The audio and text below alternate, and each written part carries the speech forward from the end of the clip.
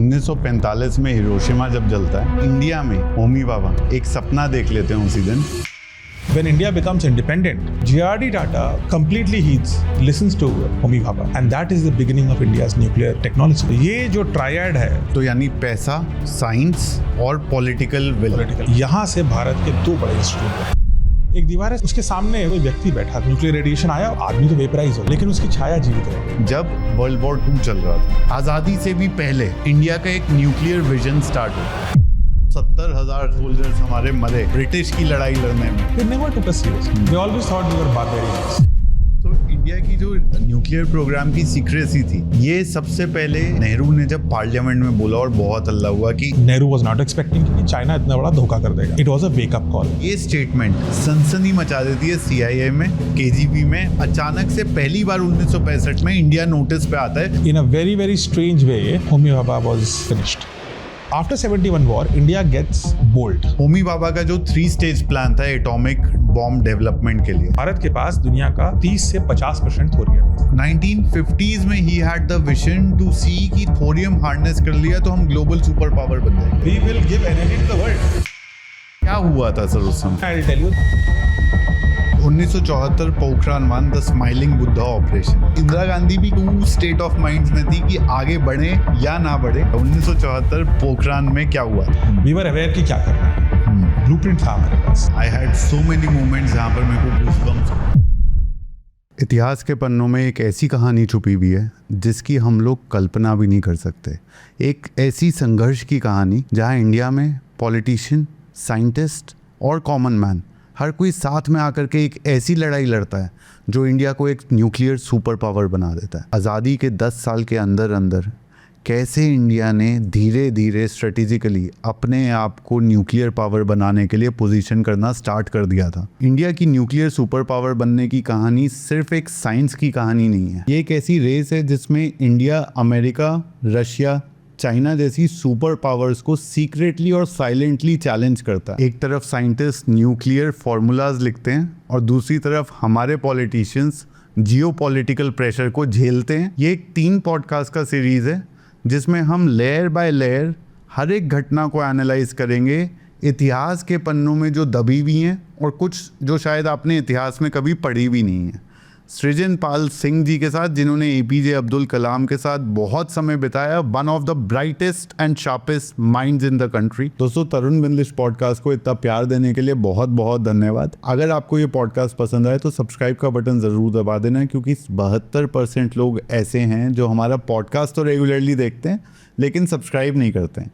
Subscribe के साथ अगर बेल आइकन आप दबा देंगे तो इस तरह के पॉडकास्ट जब भी रिलीज होंगे, you will be the first one to no.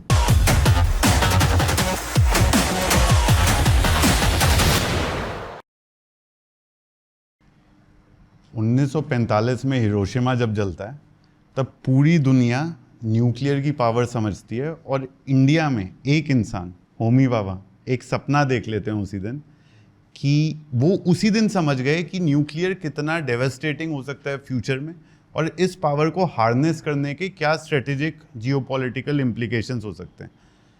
इस पूरे प्रोग्राम में जो 1945 से स्टार्ट हुआ 2025 तक पहुंचा है, इसमें आपने सर एक बहुत अहम भूमिका निभाई है APJ अब्दुल कलाम जी के साथ जब आपने काम करा।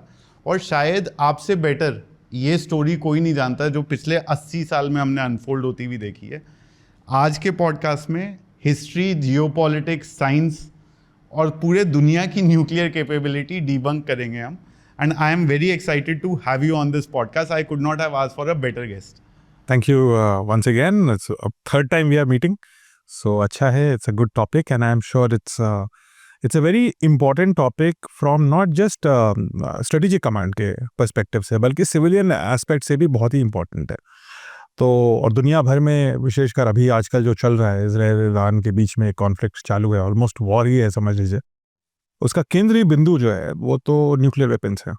So it will always remain nuclear weapons, nuclear even civilian technology. और चूंकि उनके बीच में गैप बहुत ज़्यादा होता नहीं है, कब इधर से चीज़ इधर पहुंच जाती है, समझना मुश्किल होता है। और these are the most devastating weapons which we have ever built as human kind. और इन वेपन्स के अराउंड सर चर्चिल की पॉलिटिक्स देख लें अगर हम, स्पाई नेटवर्क देख लें, जासूसी जो होती है, टेक जो इधर से उधर इलीगली बेची जाती है, नॉर्थ कोरिया का नाम आता है उसमें, चाइना पाकिस्तान का भी नाम आता है। उसके अलावा जो इसके जियो पॉलिटिकल इम्प्लीकेशंस हैं, वॉर में जैसे आपने कहा रशिया यूक्रेन की बात होती है, सबसे पहले न्यूक्लियर फैसिलिटीज़ को टारगेट करा जाता है। इजराइल ईरान की बात होती है, सबसे पहले न्यूक्लियर डेटरेंस के ऊपर ध्यान दिया जाता है। ऐसा क्या है इस टेक्नोलॉजी के पीछे कि पूरी दुनिया पॉलिटिकली जियो पॉलिटिकली ऐसा लगता है कि न्यूक्लियर टेक्नोलॉजी को कंट्रोल करने में बहुत बड़ा इंटरेस्ट समझती है अपना? देखिए, न्यूक्लियर वेपन्स अब तक जो हमने हथियार बनाए हैं उनसे कहीं गुना ज़्यादा पावरफुल है। मतलब इतने ज़्यादा पावरफुल हैं कि हम कहते हैं कन्वेंशनल वेपन्स, सारे नॉन न्यूक्लियर वेपन एक डब्बे में, और न्यूक्लियर वेपन जहाँ से शुरू होता है वहाँ से दूसरा डब्बा शुरू होता है। सो इतना बड़ा गैप है दोनों की एनर्जी में, दोनों की पावर में, दोनों की डिस्ट्रक्टिव कैपेबिलिटी में। टू द एक्सटेंट कि जब ओपेनहाइमर ने पहली बार न्यू मैक्सिको में, यूएसए में, जो सक्सेसफुल मैनहट्टन टेस्ट किया था, what was his first statement? Gita से कोट किया था, आई बिकम डेथ। मतलब यू बिकम, मृत्यु बन जाता है व्यक्ति जिसके पास न्यूक्लियर पावर होती है। और जो देश के पास न्यूक्लियर पावर होती है उसके पास ना सिर्फ एक अटैक कैपेबिलिटी है बहुत तगड़ी, बल्कि एक बहुत बड़ा डिफेंस है। क्योंकि अगर किसी ने बहुत ज़्यादा अटैक किया कन्वेंशनल वेपन से भी, तो मैं न्यूक्लियर वेपन से जवाब दे सकता हूँ।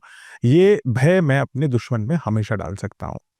तो इसलिए न्यूक्लियर वेपन बिकम बहुत ही पावरफुल, और बहुत बड़े नहीं होते साइज में। ऐसा नहीं है कि इसके लिए बहुत मैसिव स्टोरेज की आवश्यकता है। ऑफ कोर्स उसको डिलीवर करने के लिए स्पेशल चीज़ें लगती हैं, मतलब जो मिसाइल न्यूक्लियर केपेबल है वो थोड़ी अलग होती है, जो एयरक्राफ्ट न्यूक्लियर केपेबल है डिलीवर करने में वो थोड़ा सा बड़ा होता है, लेकिन इतना मुश्किल भी नहीं होता है न्यूक्लियर वेपन को डिलीवर कर पाना। ऑफ कोर्स सबमरीन से डिलीवर करना थोड़ा ज़्यादा कॉम्प्लिकेटेड है, बट डिलीवरी कोई ऐसी बहुत कॉम्प्लिकेटेड नहीं है। स्टोरेज अगर आपके सेफ्टी स्टैंडर्ड्स हैं तो आप स्टोर करके रख सकते हैं, और डिस्ट्रक्टिव कैपेबिलिटी डिस्ट्रॉय नहीं होती ओवर टाइम। सो इसलिए ये बहुत ही खतरनाक वेपन है। और क्योंकि विश्व ने 2 न्यूक्लियर अटैक्स ही देखे हैं अब तक, और दोनों 3 दिन के अंतर पे हुए थे, अगस्त में 1945 6th और 9th, हिरोशिमा एंड नागासाकी। उसका जो विजुअल इफेक्ट था दुनिया पर वो बहुत ही मैसिव था। क्योंकि यू आर टॉकिंग, अगर आप गए हिरोशिमा, मुझे पता नहीं, अगर आप जाइए वहां पे तो आपको ऐसी एक परछाई मिलेगी, जो एक दीवार है सरवाइव कर गई वो। उसके सामने उसके सीढ़ियों पे शायद कोई व्यक्ति बैठा था, उस व्यक्ति के ऊपर बहुत सारा न्यूक्लियर रेडिएशन आया होगा, तो जैसे सूरज आ गया नीचे, तो उसकी जो छाया थी उस दीवार पे पड़ी। आदमी तो वेपराइज हो गया, वो तो वाष्प बन गया, वेपर बन गया, लाश भी नहीं बना, लेकिन उसकी छाया जीवित रह गई। सो ऐसे आपको छाया मिल जाएंगी हिरोशिमा के शहर में। जब आप जाके ये देखते हैं तो लगता है कि साइंस ने इंसान को इतना पावरफुल तो बना दिया, बट अब जितनी इंपॉर्टेंट साइंस है उससे ज्यादा इंपॉर्टेंट एथिक्स है। क्योंकि जब आप देखते हो कि छाया बच गई, आदमी चला गया, वेपराइज हो गया, it just gives you that Airy feeling भी आती है, भय भी आता है, शक्ति का अनुभव भी होता है कि एक इंसान होने के नाते आपके पास कितनी शक्ति है, लेकिन रिस्पॉन्सिबिलिटी भी है। तो न्यूक्लियर वेपन्स, कई लोग बोलते हैं कि इसकी वजह से डिस्ट्रक्शन आया, लेकिन कई लोगों का ये भी मानना है, और मैं भी उनमें से एक हूँ, कि थर्ड वर्ल्ड वॉर इसलिए नहीं हुआ क्योंकि सबके पास न्यूक्लियर वेपन आ गए थे। So nobody wants to attack the other person. इसको बोलते हैं मैड, म्यूचुअली अश्योर्ड डिस्ट्रक्शन। आप मुझे खत्म कर दोगे, मैं आपको खत्म कर दूंगा। तो उसी की वजह से शायद रूस, सोवियत यूनियन और USA never went into a direct war, सीधे वॉर में नहीं गए, क्योंकि दोनों एक दूसरे को समाप्त करने और पृथ्वी को समाप्त करने की शक्ति रखते थे और आज भी रखते हैं। सो this is the story of nuclear weapon. एक छोटा सा इंसान जो अफ्रीका के जंगल में 1 मिलियन साल पहले शुरू हुआ, जिसने शायद 2-3 लाख साल पहले लकड़ी में आग लगानी सीखी, सडनली वो एटम को स्प्लिट करना सीख गया।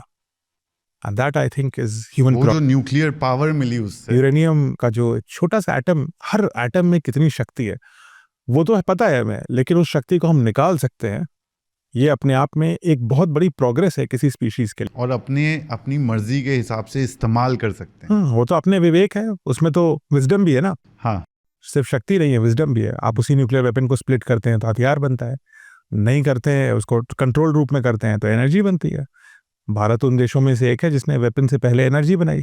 हमने तो 20 साल एनर्जी बनाई, उसके बाद जाके हम वेपन पे आए, वो भी जब हम फोर्स्ड हुए।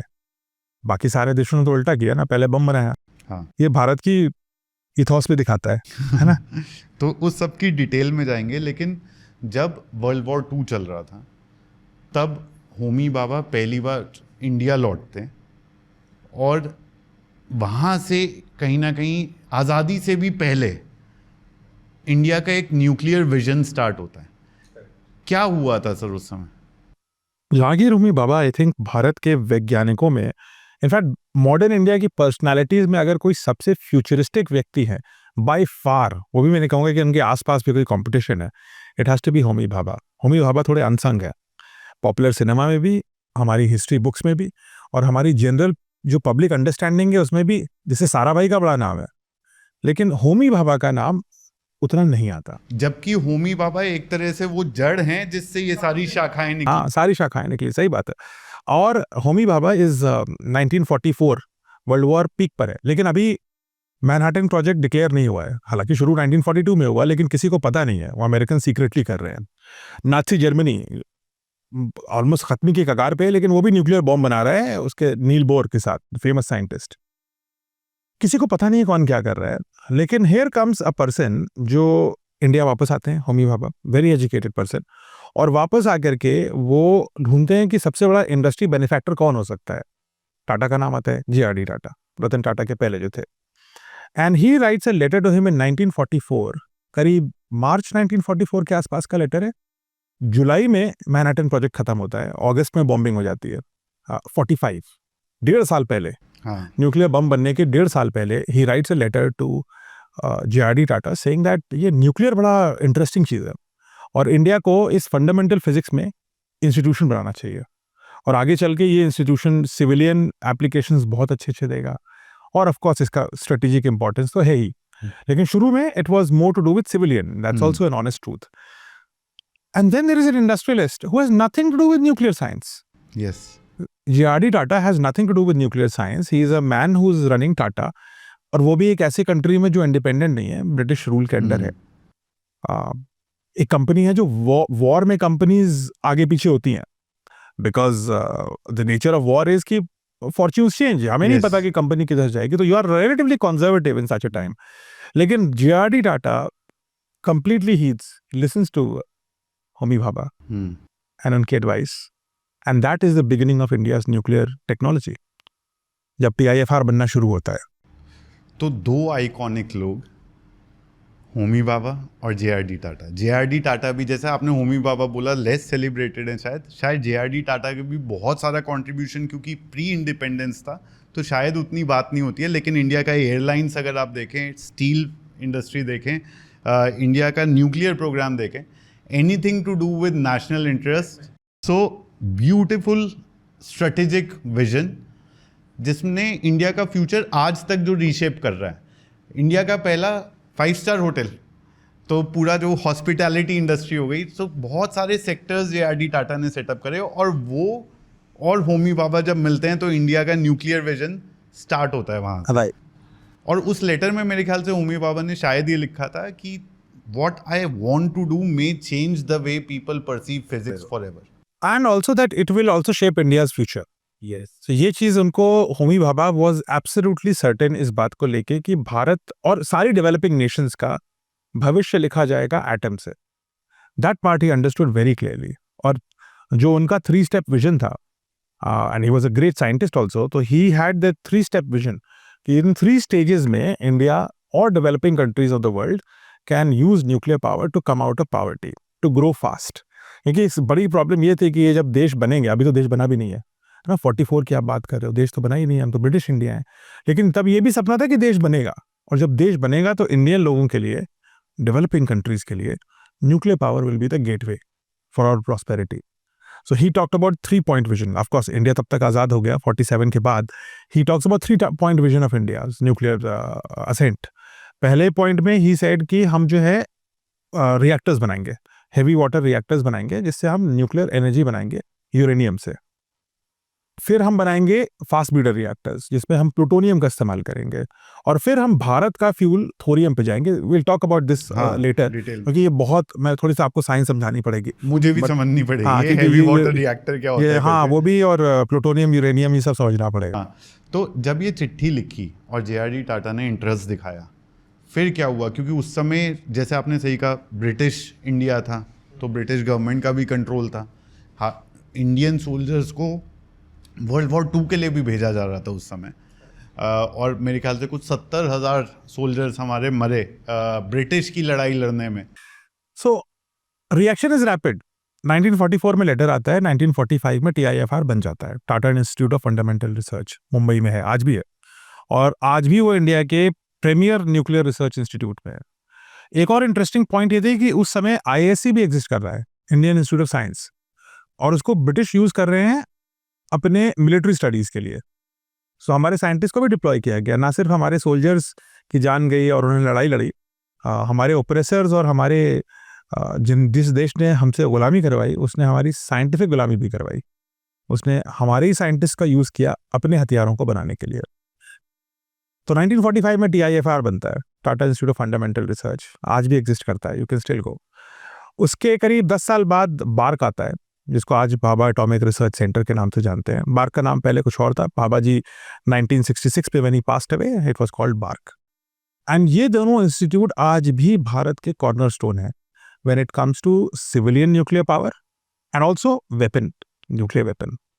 तो दिस इंस्टीट्यूशन का जो फॉर्मेशन है उसमें होमी भाभा का हाथ है, उसमें GRD टाटा का भी हाथ है, और उसके बाद when India becomes independent one has to also give credit to Nehru for listening to all this things.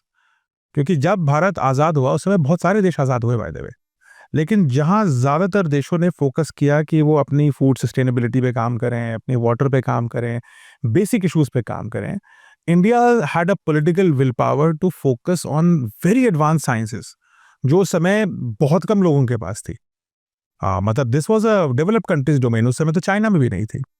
So that is something to credit of political will power which comes from Nehru, scientific rigour and sheer pursuit कि बस छोड़ना नहीं है इसको, which is Homi Bhabha, and financial power which is GRD Tata.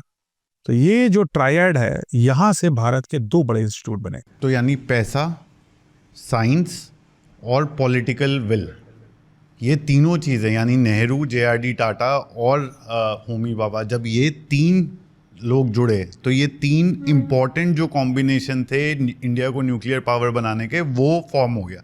जैसे वो एक atom में इलेक्ट्रॉन, न्यूट्रॉन, प्रोटॉन होते हैं, वैसे ये लोग जुड़ गए।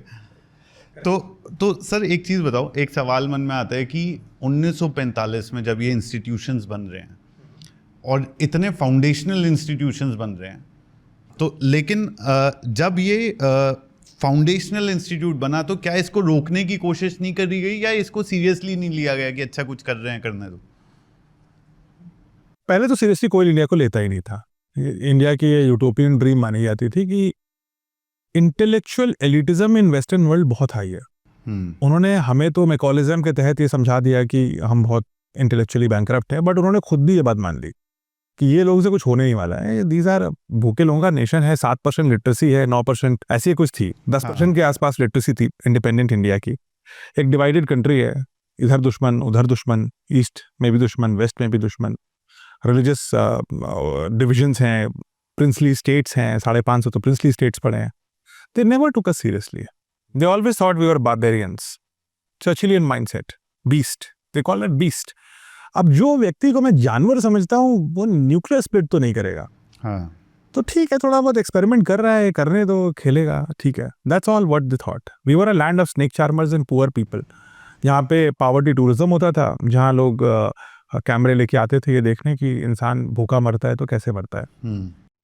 नाउ यू डोंट एक्सपेक्ट, जिस कंट्री को आप उस निगाह से देखते हो, जिन लोगों को आप उस नज़रिए से देखते हो, आपके दिमाग में ये ख्याल भी नहीं आता कि ये लोग कभी एटम उठा करके स्प्लिट कर देंगे, और इतना स्प्लिट करेंगे कि आपसे अच्छा स्प्लिट कर देंगे। सो ये नज़रअंदाज और इग्नोर करने का और डिस्काउंट कर देने का माइंडसेट था वेस्टर्न, और शायद एक तरीके से हमारे एडवांटेज में था, क्योंकि पहला तो उनको लगा कि ये बेचारे गरीब लोग, इनको कुछ खेलने के लिए रिएक्टर वगैरह दे देते हैं। सो उन्होंने हमें छोटे मोटे न्यूक्लियर फ्यूल, जैसे यूके ने ही हमें सबसे पहले हमें जो फ्यूल दिया था, हमारी अप्सरा प्लांट था, एक टेस्ट न्यूक्लियर रिएक्टर था 1956 में। 1956 में वो क्रिटिकल मास से पहुंच गया था, लगा तो उसके पहले था। क्रिटिकल मतलब वो सेल्फ सस्टेनिंग हो गया था, उसका फ्यूल तो अप्सरा का उन्होंने दिया था, और उसी से हमने सब कुछ सीखा। वही हमारा एक्सपेरिमेंट था, उसी पे 10 साल होमी भाभा ने एक्सपेरिमेंट किया, और इतने सारे इंडिया के जो न्यूक्लियर साइंटिस्ट थे जो पोखरान 1 यानी 74 में भी जिन्होंने हाथ बटाया, वो सब अप्सरा से निकले। So they made a mistake of underestimating our scientific rigour. उनको लगा कि इनसे होगा नहीं। जो मिस्टेक स्पेस में किया, वो मिस्टेक, उससे बड़ा मिस्टेक इन लोगों ने न्यूक्लियर में कर दिया। तो अंतरिक्ष में भी यही प्रॉब्लम थी, दे थॉट कि इनसे नहीं होने वाला। वो एक कार्टून बड़ी फेमस है ना कि वो बैल एक लेके। काऊ बैल जो है वो नॉक कर रही है डोर, हाँ, वो अंदर बड़े बड़े लोग बैठे हुए हैं सूट वूट वाले, और वो और वो हंस सब रहे हैं कि India यूएसएसआर is यूएसए, हाँ, India is knocking in the space club. Yes. तो वही कार्टून काफी हद तक न्यूक्लियर क्लब में भी था। और न्यूक्लियर इज, और at least back then was considered to be more complicated than space. Space तो अब चंद्रमा पे जाने के बाद इंसान के स्पेस बिकेम लाइक बहुत बड़ा सेक्टर। हाँ 1969 में ऐसा हुआ, but nuclear was a buzzword in 1945 when Hiroshima and Nagasaki happened. तभी से nuclear was a buzzword and it was weapon. Space has not been weaponized, अब तक नहीं हुआ ढंग से weaponize. न्यूक्लियर तो वेपनाइज हो गया, it became a strategic power of any country. So उसमें और भी ज़्यादा वो हमें डिस्काउंट ही करते रहे। तो जैसे 1947 में इंडिया आज़ाद होता है और कोल्ड वॉर एरा की शुरुआत होती है उस समय। एक मैं नेहरू गवर्नमेंट का डिप्लोमेसी मानता हूँ कि ये जो नॉन अलाइनमेंट था इंडिया का, कि ना हम यूएसएसआर से फुली अलाइन होंगे, ना हम पूरी तरह से वेस्टर्न यूएस से फुली अलाइन होंगे, ये नॉन अलाइनमेंट ने इंडिया को एक बहुत ही ज़्यादा स्ट्रेटेजिक पावर दी कि जिससे हमें जो मिल पाया। 1956 में एशिया का पहला न्यूक्लियर रिएक्टर इंडिया में मुंबई में लगता है, अप्सरा न्यूक्लियर रिएक्टर। 1948 से लेकर 56 के बीच में जब हम जाते हैं तो एक रिलक्टेंस दिखता है कहीं कहीं जगह पे जवाहरलाल नेहरू का, कि क्या इंडिया को न्यूक्लियर पावर की क्या ज़रूरत है। लेकिन जब उनको ये समझाया जाता है कि ये पीसफुल पर्पस के लिए भी हो सकता है, ये डेटरेंस पावर भी हो सकता है इसका, और इसका एनर्जी यूज़ भी हो सकता है, तो तब वो एक तरीके से इसके सपोर्ट में आ जाते हैं। इंडिया डिड अंडरस्टैंड कि न्यूक्लियर और एटॉमिक पावर इन जनरल बहुत ही इंपॉर्टेंट होगा, क्योंकि भारत आज़ाद 47 में होता है और 48 में एटॉमिक एनर्जी कमीशन बन जाता है। मतलब पैदा होते ही हम चालू हो गए थे। सो इसलिए पॉलिटिकल अंडरस्टैंडिंग इस बात की आज़ादी के पहले ही होमी भाभा ने बना दी थी। माँ के गर्भ में जो है बच्चा, हाँ, वो पहले ही, जैसे वो अर्जुन के बेटे ने, अभिमन्यु ने गर्भ में सीख लिया था चक्रव्यूह तोड़ना, वैसे भारत ने गर्भ में ही सीख लिया था कि atomic energy is something which is very powerful, और इसको आप इग्नोर नहीं कर सकता। वेपन पे चाहिए, सिविलियन पे चाहिए, वो बात की बात है, बट एटम तो स्प्लिट करना सीखोगे ना आप। हाँ। तो एटम स्प्लिट करना सीखना चाहिए हमें, ये हमने पहले ही सीख लिया था पैदा होने से पहले। तो 48 में जब एटॉमिक एईसी बनी, एटॉमिक एनर्जी कमीशन, वो एक चीज हमने ये तय कर दी कि इसको जो लीड करेगा व्यक्ति वो एक साइंटिस्ट होगा, पॉलिटिशियन नहीं होगा, और मिलिट्री लीडर भी नहीं होगा। It will be not a bureaucrat. It will be a scientist who will lead it. 48 तक ये चला। आई थिंक 1954 में डिपार्टमेंट बन गया अलग से, प्राइम मिनिस्टर के under department of atomic energy, DAE, which exist today, वो बन गया। और इनके जो ऑफिशियल्स होते हैं, तो जो एटॉमिक एनर्जी कमीशन है वो अब एक तरह का एडवाइजरी बॉडी है, DAE एक एग्जीक्यूशन बॉडी है, गवर्नमेंट का पार्ट है। और ये इन दोनों के जो एक तरह से हेड है वो सेम होते हैं, and it's a scientist, and they report to the prime minister directly to the prime minister. हाँ, no one in there is no minister. आजाद भारत में कोई भी डिपार्टमेंट ऑफ एनर्जी का minister other than prime minister नहीं होता।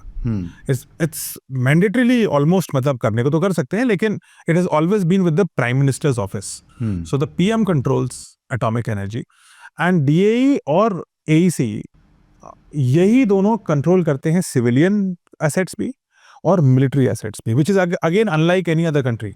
US में नहीं होता। यूएस में डिपार्टमेंट ऑफ डिफेंस कंट्रोल करता है मिलिट्री न्यूक्लियर कमांड, यानी मिसाइल्स, डिलीवरी सिस्टम, ये सारी चीजें वो देखता है, और डिपार्टमेंट ऑफ एनर्जी देखता है सिविलियन न्यूक्लियर कमांड। इंडिया में एक ही कमांड है, द सिंगल कमांड, और delivery of course arm forces देखती है, there is a strategic armed command जो स्ट्रेटेजिक कमांड है वो देखती है कि डिलीवरी कैसे करनी है, अब सबमरीन से करना है कि एयरक्राफ्ट से करना है कि मिसाइल से करना है. That is DRDO plus the arm forces का जो स्ट्रेटेजिक कमांड है वो देखता है. लेकिन nuclear weapon mining, purification of uranium, generation of plutonium, managing civilian nuclear plants, manufacturing them, creating reactors, maintaining reactors, managing spent fuel, recycling spent fuel से लेकर के energy generation in civilian application and nuclear bombs की stockpiling और maintenance. This is all done under the command of a department led by a scientist. तो यानी बस वो scientist उसको न्यूक्लियर बम को निकाल कर आर्मी को दे देगा कि बस, अब देखो गिराना कैसे. हाँ, आप कौन वाला चाहिए दे देते हैं. हाँ. ये वाला दे दो इनको. रो नंबर 3 से बम नंबर 2 दे दो. That's how it is. But stockpiling is done by. So this is again, I think, Homi Bhabha's vision that this is a very scientific subject. इसलिए this should be led by a scientist. And in fact, Homi Bhabha was the one who led it to begin with. तो he was the chairman. first one, the first chairman. और कौन लोग थे उसके अंदर, कैसे recruitment कैसे हुई, इसकी फर्स्ट टीम कैसे बनी? भारत में ना ये सारी चीजें उस जमाने में सेरेंडिपिटी से बनती थी कि आपको कोई मिल जाता था बस ना, राह चलते चलते मिल जाते थे लोग. जैसे डॉक्टर कलाम साराभाई को मिल गए, साराभाई होमी भाभा को मिल गए, होमी भाभा को डॉक्टर सेठी मिल गए. डॉक्टर सेठी, होमी भाभा को डॉक्टर सेठना मिले थे. Doctor Homi Sethna, who later became also, he was also the chairman of Atomic Energy Commission and he headed the DAE. Swimming pool में मिल गए थे. हाँ, वो हाजी अली के पास एक स्विमिंग पूल है, I think Wellington swimming pool उसका नाम है. वहाँ वो उस क्लब में मिल गए थे. अब स्विमिंग पूल के अंदर मिले बाहर मिले वो नहीं पता, लेकिन he met him in that club where they were swimming together.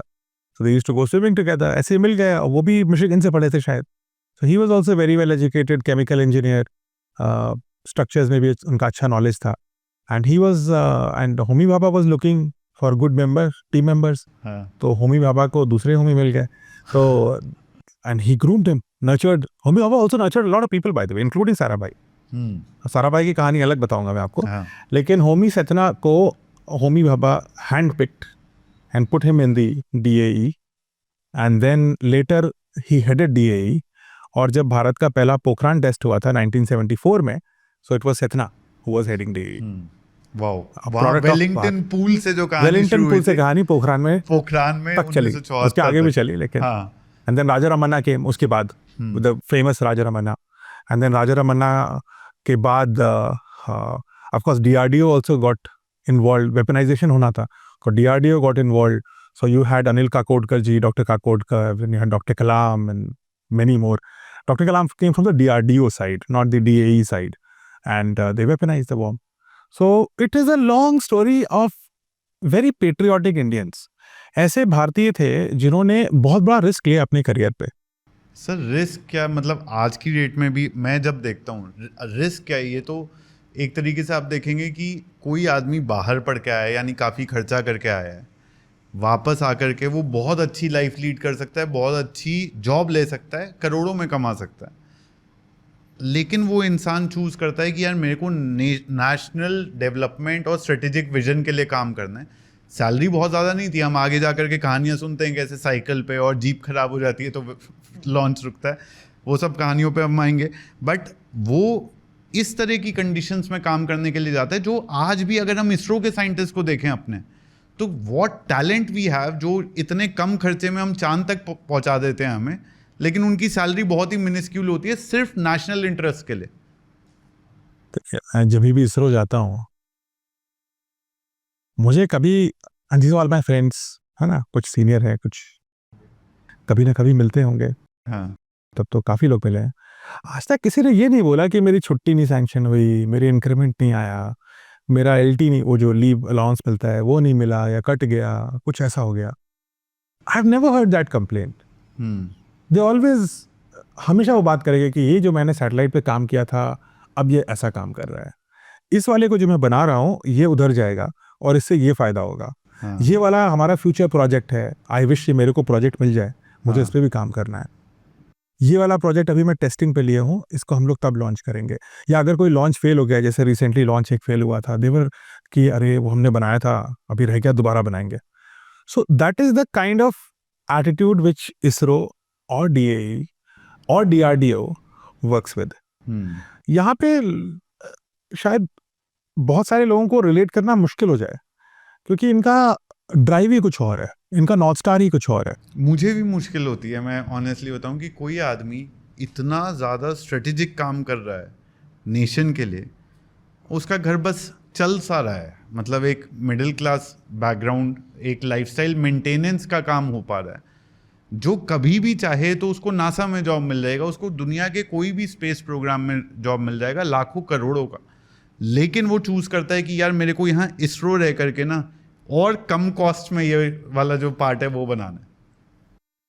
वो नासा इसलिए नहीं जाता क्योंकि नासा में देश सेवा नहीं कर पाएगा. उसका नॉर्थ स्टार ये है, उसको ये देखना है कि मेरे एफर्ट से राष्ट्र कहाँ से कहाँ पहुँच गया. उसको ये देखना है कि मेरे पसीने और खून से देश स्ट्रेटेजिकली कितना इम्पोर्टेंट बन गया. उसका नॉर्थ स्टार ये होता है जब वो देखता है कि ये मिसाइल में मैंने काम किया था डॉक्टर कलाम के साथ 1980s में, वो आकाश मिसाइल बनाई मैंने, और आज वो भारत और भारतवासियों की रक्षा कर रही है. उसका नॉर्थ स्टार ये है ना. उसके जीवन का ध्येय अलग है. जिनका ध्येय इतना बड़ा और पवित्र है ना, उनको आप पैसे से नहीं खरीद सकते. और लोग कहते हैं कि ये कलयुग है, ज़माने में ऐसे लोग नहीं होते, और एवरीबडी इज मनी ड्रिवन, आदमी की जेब काट रहा है, तो स्पाउसेस एक दूसरे को मार डाल रहे हैं पैसे के खातिर. लेकिन वो एक ज़माना अलग है. लेकिन इसी कलयुग में ऐसे लोग भी एग्जिस्ट करते हैं, और एक दो नहीं है, सैकड़ों हज़ारों हैं जो वहाँ दिन रात काम करते हैं. आपको लगता है कि सरकारी जॉब 9 to 6 होती है? नहीं होती है. सरकारी जॉब 9 से शुरू होती है, ख़त्म कब होती है ये तो देश की नीड बताती है. और आपको उसका ओवर टाइम नहीं मिलता, आपको उसको प्रमोशन भी नहीं मिलता. आपको मे बी ACR में आपको जो कॉन्फिडेंशियल रिपोर्ट होती है उसमें एक पॉजिटिव एंट्री मिल जाएगी, लेकिन उससे आपको प्राइवेट सेक्टर की तरह आपको हर साल 20% हाइक नहीं मिलेगी. और आपके ऊपर 10,000 तरह के रेस्ट्रिक्शन अलग होते हैं. आपको विदेश जाना है तो बताना पड़ेगा, आपको परमिशन मिलेगी तब आप जाएंगे. तो इट्स नॉट ईजी, आप जाके, हम लोग दिन भर मोबाइल चलते रहते हैं. आप किसी भी DRDO, किसी भी ISRO, कोई भी ऐसी स्ट्रेटेजिक लैब में जाइए, फ़ोन नहीं अलाउड होता. दिन भर आपको काम करना है, फ़ोन नहीं करना. फ़ोन अलाउड ही नहीं है ले जाना. अच्छा, बहुत सारी लैब्स में फ़ोन नहीं अलाउड होता, और जहाँ अलाउड होता है वो पुराना वाला फ़ोन होता है जिसमें बटन होते हैं ताकि वो फोटो नहीं खींच पाए. बस स्नेक ही खेल पाओगे. नहीं, आप खेलोगे ही नहीं क्योंकि कोई नहीं खेल रहा. वो इथॉस ही नहीं है. हम लोगों को ये बड़ा कन्फ्यूजन है, क्योंकि जो सिविलियन फेसिंग गवर्नमेंट होती है, हम उससे सोचते हैं कि हाँ ये सब ऐसे ही होते हैं. बट ऐसा नहीं होता है. सरकार के लोग बहुत काम करते हैं. नहीं करते तो कहाँ से ये सब इतना डिफेंस बना दिया. और आप एक ऑपरेशन सिंदूर, जिसमें आप पाकिस्तान से तो लड़ रहे थे, लास्ट टाइम हम बात कर रहे थे, आप तो चाइना से लड़ रहे थे. आप कैसे खड़े रहते हो इतने दो बड़े देशों के बीच में, और आप जीतते हो उस लड़ाई को? कैसे जीतते हो? किसी ने तो काम किया है ना. एटॉमिक बॉम्ब बना है, हमने टेस्ट किया, 74 में टेस्ट किया, 98 में टेस्ट किया. कैसे बन गया? मतलब ऐसा तो नहीं है स्नेक खेलने वाले लोगों से तो नहीं बनेगा ना. So we have to have more respect. थोड़ा हमारी पॉपुलर सिनेमा कल्चर, कभी कभी न्यूज़, सरकार और सरकारी लोगों को थोड़ा ज़्यादा बैड लाइट में दिखा देती है. ऐसा नहीं है कि दोनों, हर तरह के लोग हर जगह होते हैं, लेकिन there are institutions of excellence, बहुत एक्सेलेंट इंस्टीट्यूशंस. मैं खुद जब ये इस पॉडकास्ट के लिए तैयारी कर रहा था, I had so many moments जहाँ पर मेरे को गूज़बम्प्स हो रहे थे, और मैं ये सोच रहा था ये आज तक ये सारी चीज़ पॉपुलर मीडिया में, पॉपुलर कल्चर में क्यों नहीं उठाई गई, क्यों नहीं बात हुई है इसके बारे में. या दैट्स ट्रू. कैसे सीक्रेसी कैसे मेंटेन रखते हैं. है ना, कि इतना कॉम्प्लिकेटेड मिशन है, सारी दुनिया आपको पैसे देने को तैयार है, मिलियंस ऑफ डॉलर्स देगी अगर आप बता दो कि पोखरान टेस्ट कब होना है. जानने वाले सैकड़ों लोग होंगे वहां पर. भाई ऐसे तो सबको समझ में आ रहा था क्या हो रहा है. ठीक है, 100-150 लोग 1 बिलियन की आबादी में छोटा सा फ्रैक्शन है, लेकिन तब भी थे. कोई नहीं बिका उसमें. किसी ने नहीं जाके बोल दिया कि हाँ मैं CIA को पैसे दे दो मेरे को, मैं बता दूंगा. करेक्ट. कोई नहीं करता था, है ना. 50 डिग्री 55 डिग्री पोखरान में बैठे थे रेत में, लेकिन पीपल मेंटेन इंटेग्रिटी. वो डर नहीं था उनको किसी बात का. वो तो ले जाती है अमेरिका उनको वहाँ पे, तो उनको वो दे देती, असाइलम स्टेटस दे देती. लेकिन नहीं किया ना किसी ने. होमी बाबा कहाँ से आए? He could have had a great career. भाई कैम्ब्रिज, ऑक्सफोर्ड, ये सब घूमते रहते, US चले जाते. What did he do? He worked for India, sacrificing everything. Eventually his life. there's a very strong chance that his death was not normal. So people have sacrificed blood and sweat for it. तो ये लोग अलग मिट्टी से बने होते हैं, है ना? सो इंडिया की जो न्यूक्लियर प्रोग्राम की सीक्रेसी थी, ये सबसे पहले नेहरू ने जब पार्लियामेंट में बोला और बहुत हल्ला हुआ कि इंडिया का न्यूक्लियर प्रोग्राम एक नेशनल सीक्रेट है, जो कि हम इसकी इंफॉर्मेशन हम पब्लिक नहीं करेंगे।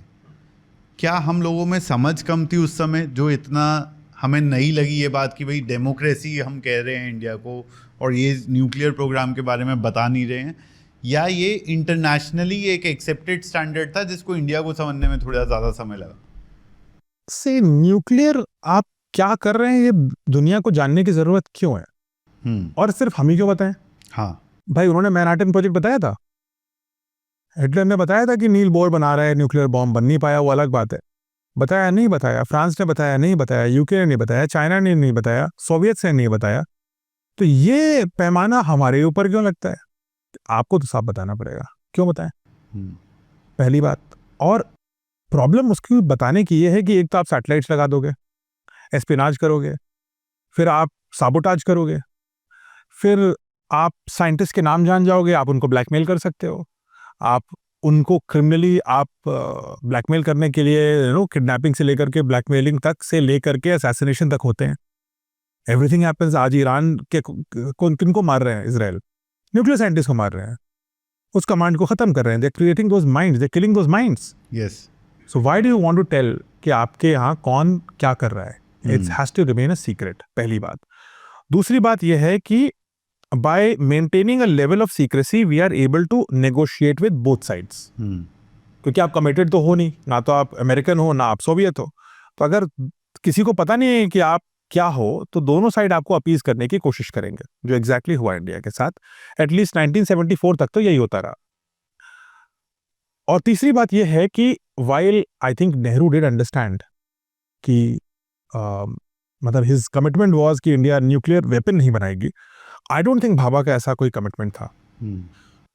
भाभा सेड कि हाँ, it is going to help civilian, it's a public statement, you have to make, ऐसी बातें बोलनी पड़ती हैं आपको। But Bhabha also later stated कि भारत चाहे तो 18 महीने में न्यूक्लियर बॉम्ब बना देगा, लेकिन पॉलिटिकल विल पावर नहीं है। यानी वो चाह रहे थे। ही always kept that option open, and why not? Why not? Why not? और उसका कारण आप और look at the sequence of events. 50s में हम न्यूक्लियर वेपन पे बिल्कुल परस्यू नहीं करते हैं। हम 54 में DAE बनाते हैं, 48 में एटॉमिक एनर्जी कमीशन बनाते हैं, 54 में DAE बनाते हैं, 56 में अप्सरा चालू होता है, TIFR becomes full fledged, BARC बनता है। 60 के आसपास हम सिरस लगा देते हैं, जो कनाडा के साथ हमने रिएक्टर लगाया। 62 में क्या होता है? इंडो चाइना वॉर होता है। ठीक, अनप्रोवोक्ड चाइना चढ़ बैठता है भारत के ऊपर, for no rhyme reason it attacks us, complete surprise assault. Nehru was not expecting कि असॉल्ट होगा। भारत में कोई मेंटली प्रिपेयर्ड नहीं था कि चाइना इतना बड़ा धोखा कर देगा, क्योंकि उसके 1 महीना पहले तक तो वो बोल रहा था कि हिंदी चीनी भाई भाई। हाँ, यहाँ आता था वो जोइन लाओ, बोलता था हिंदी चीनी भाई भाई। वहां से वो PLA धीरे धीरे सड़क बना रही थी कि हम कैसे अब अरुणाचल में अटैक कर दें। And they came, their target was Calcutta, and they came very close to that. And then of course we resolved that war peacefully. But it was a wake up call कि चाइना पे आप trust नहीं कर सकते। पाकिस्तान अभी significant नहीं है इतना। 1964 में क्या होता है? China tests a nuclear device, China becomes a nuclear country. China ने खुद से नहीं बनाया, चाइना ने सोवियत से कुछ चुराया, कुछ US से चुराया और लगा लिया। बट चाइना स्टिल, आपकी जिस देश से आपकी 1.5 साल पहले युद्ध हुआ है और जिसने आपके ऊपर सरप्राइज अटैक किया है, आज वो न्यूक्लियर पावर बन गया। 64 में नेहरू जी passed away.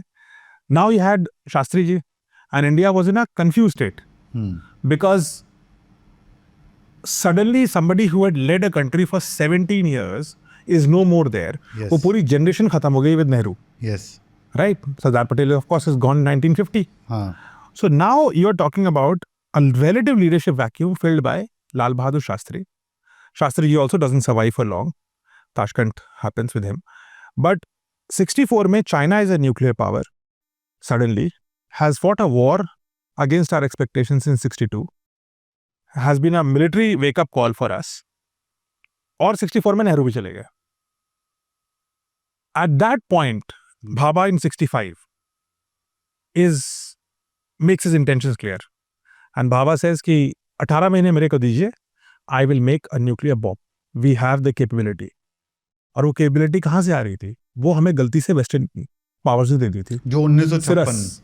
हाँ, अप्सरा तो था ही, हाँ. But also the CIRUS plant जो 1960 में लगा है. सिरस प्लांट वहीं पे लगा है, वही बॉम्बे वाले हमारे रिसर्च इंस्टीट्यूट में लगा है, ट्रॉम्बे में, बॉम्बे के पास ट्रॉम्बे है. और उससे जो वेस्ट मटेरियल निकल रहा है, जो बाय प्रोडक्ट रादर निकल रहा है, वो प्लूटोनियम है. And plutonium can be weaponized. So there is uranium, there is plutonium and there is thorium, right?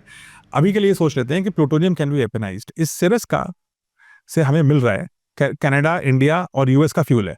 तो ये तीनों बेसिकली नेटो पावर्स मिल करके हमें गिफ्ट में ये दे दिया. इससे जो निकल रहा था वो प्लूटोनियम था, which can be weaponized. And Bhabha knows it and he says 18 months give me and I will make a nuclear device, but there has to be political will to do that. तो 1965 में होमी भाभा ने बोल दिया कि मैं 18 महीने में वेपन तैयार कर दूंगा. और ये वाली जो स्टेटमेंट पॉलिटिकल विल हुई तो, और ये स्टेटमेंट सनसनी मचा देती है CIA में, KGB में, और दुनिया के जितने भी इंटेलिजेंस एजेंसीज और गवर्नमेंट्स थे, सब जगह अचानक से पहली बार 1965 में इंडिया नोटिस पे आता है कि ये क्या होने वाला है यहाँ पे. इन्हें नोटिस भी आता है. और अब वो ये समझ जाते हैं कि जो कनाडा, इंडिया, यूएस सिरस वाला जो प्लांट है, उससे प्लूटोनियम को इंडिया स्टोर कर रहा है. क्योंकि यही एक तरीका है कि 18 महीने में आप न्यूक्लियर बॉम्ब बना सकते हो. ये किसी ने सोचा नहीं था कि वो प्लूटोनियम को स्टोर कर रहा होगा. अंडर एस्टिमेट कर गए उन्होंने. हाँ, they were underestimating Homi Bhabha. And they were underestimating TIFR. TIFR is creating scientists in droves. बड़े नंबर में साइंटिस्ट क्रिएट कर रहे हैं जो न्यूक्लियर फ्यूल के एनरिचमेंट, प्रोसेसिंग, उसके स्टोरेज, उसके रिएक्टर की डिज़ाइन में महारत हासिल कर रहे हैं. वो 1 साल का कोर्स करता था सिर्फ. It was like a certificate program. अभी वो डिग्रीज नहीं देता था, लेकिन वो जो छोटे छोटे सर्टिफिकेट प्रोग्राम से जो जनरेट कर रहा था, अप्सरा पे स्टडी करके, फिर सिरस मिला तो सिरस पे स्टडी करके हम उस स्पेंट फ्यूल जो बाय प्रोडक्ट है प्लूटोनियम, उसको हैंडल करने की क्षमता भी बना रहे हैं. किसी को समझ में नहीं आया ये बात. हमें अंडर एस्टिमेट कर गई CIA. इसके बाद से CIA लग जाती है होमी भाभा के पीछे, और इंडिया बिकम्स CIA का आंखों का सितारा या आंखों की किरकिरी, जो भी बोलिए, है ना. और उस समय तक सिर्फ 5 देश ऐसे थे जिन्होंने न्यूक्लियर पावर किसी ना किसी तरह से हार्नेस करी थी. US, UK, France, China. नहीं, चाइना अभी जस्ट बना था. चाइना 1965 की अगर बात करें तो चाइना है, और कनाडा. क्योंकि कनाडा ने वेपन नहीं बनाया है, बट कनाडा ने रिएक्टर तो बनाया है. उनसे हमने लिया है. तो Canada is also there. So those were the countries. So these all the major western powers plus Soviets plus China. So ये 6 कंट्रीज बन गई. ठीक है. नाउ दीज कंट्री, और उसमें वेपन सिर्फ 5 के पास है. क्योंकि कनाडा के पास रिएक्टर है. कनाडा के पास आज भी नहीं है weapon. So that is when we are very very cautious. It's very interesting इसमें यह है कि जब हमने अप्सरा बनाया था, तो अप्सरा का फ्यूल तो यूके से आता था, बनाया तो हमने था. It was Asia's first nuclear reactor. Yes. China outpaced us in by 10 years. In 9 years, China 956, 8 साल लगे, 64. 8 साल में चाइना हमसे काफी पीछे था. 56 में हम बना रहे थे रिएक्टर. चाइना तो अभी समझ भी नहीं पा रहा था, वो पढ़ रहा था न्यूक्लियर होता क्या है. And in 8 years through espionage, mostly वो सोवियत गिव देम, और कुछ उन्होंने अमेरिका के ब्लूप्रिंट लिए और वो बाकी कुछ सोवियत से लिए. सोवियत ने खुद अमेरिका से स्पाई किया था. तो ये पूरा तो रैकेट है. तो न्यू मैक्सिको का डेटा सोवियत गया, सोवियत से चाइना आया, फिर अमेरिकन ने ब्रिटिश को दे दिया, and so on. But nevertheless China did manage to test a nuclear device successfully in 8 years. और हम उतने फास्ट नहीं बढ़े तब. And that was also a wake up call. As much as 62 का वेकअप कॉल था, 64 was also a wake up call. And that is why in 65 Homi Bhabha was in a way slightly frustrated कि political will नहीं मिल रही है मुझे. I need that political will. And Shastri ji with all his greatness was a man of peace. Yes. And he was very, अब CIA के नज़र में आप ऐसे ही आ चुके हो, तो he did not aggressively pursue. और उनका उनका जीवन काल भी छोटा ही था उसके बाद, प्रधानमंत्री बनने के बाद. So he could not pursue the nuclear thing. But regardless of that, by 66, in a very very strange way, Homi Bhabha was finished. On paper, it was an air crash. We are still not sure how did that happen. और बहुत सारी conspiracy theories है और उसकी timing ऐसी है कि वो सस्पिशियस है because there is also a whole chance that Homi Bhabha was now seriously considering, and I will fall short of saying developing, लेकिन at least seriously considering कि इंडिया को न्यूक्लियर वेपन स्टेट बना दिया जाए in response to China. That was our adversary is now this side. Eastern adversary is bigger क्योंकि war तो China से हुआ है, पाकिस्तान तो पुश ओवर था इस समय. मगर 66 में when Homi Bhabha passes away, you lost Nehru's leadership and you lost Bhabha's scientific leadership, and India's nuclear program is now in a vacuum.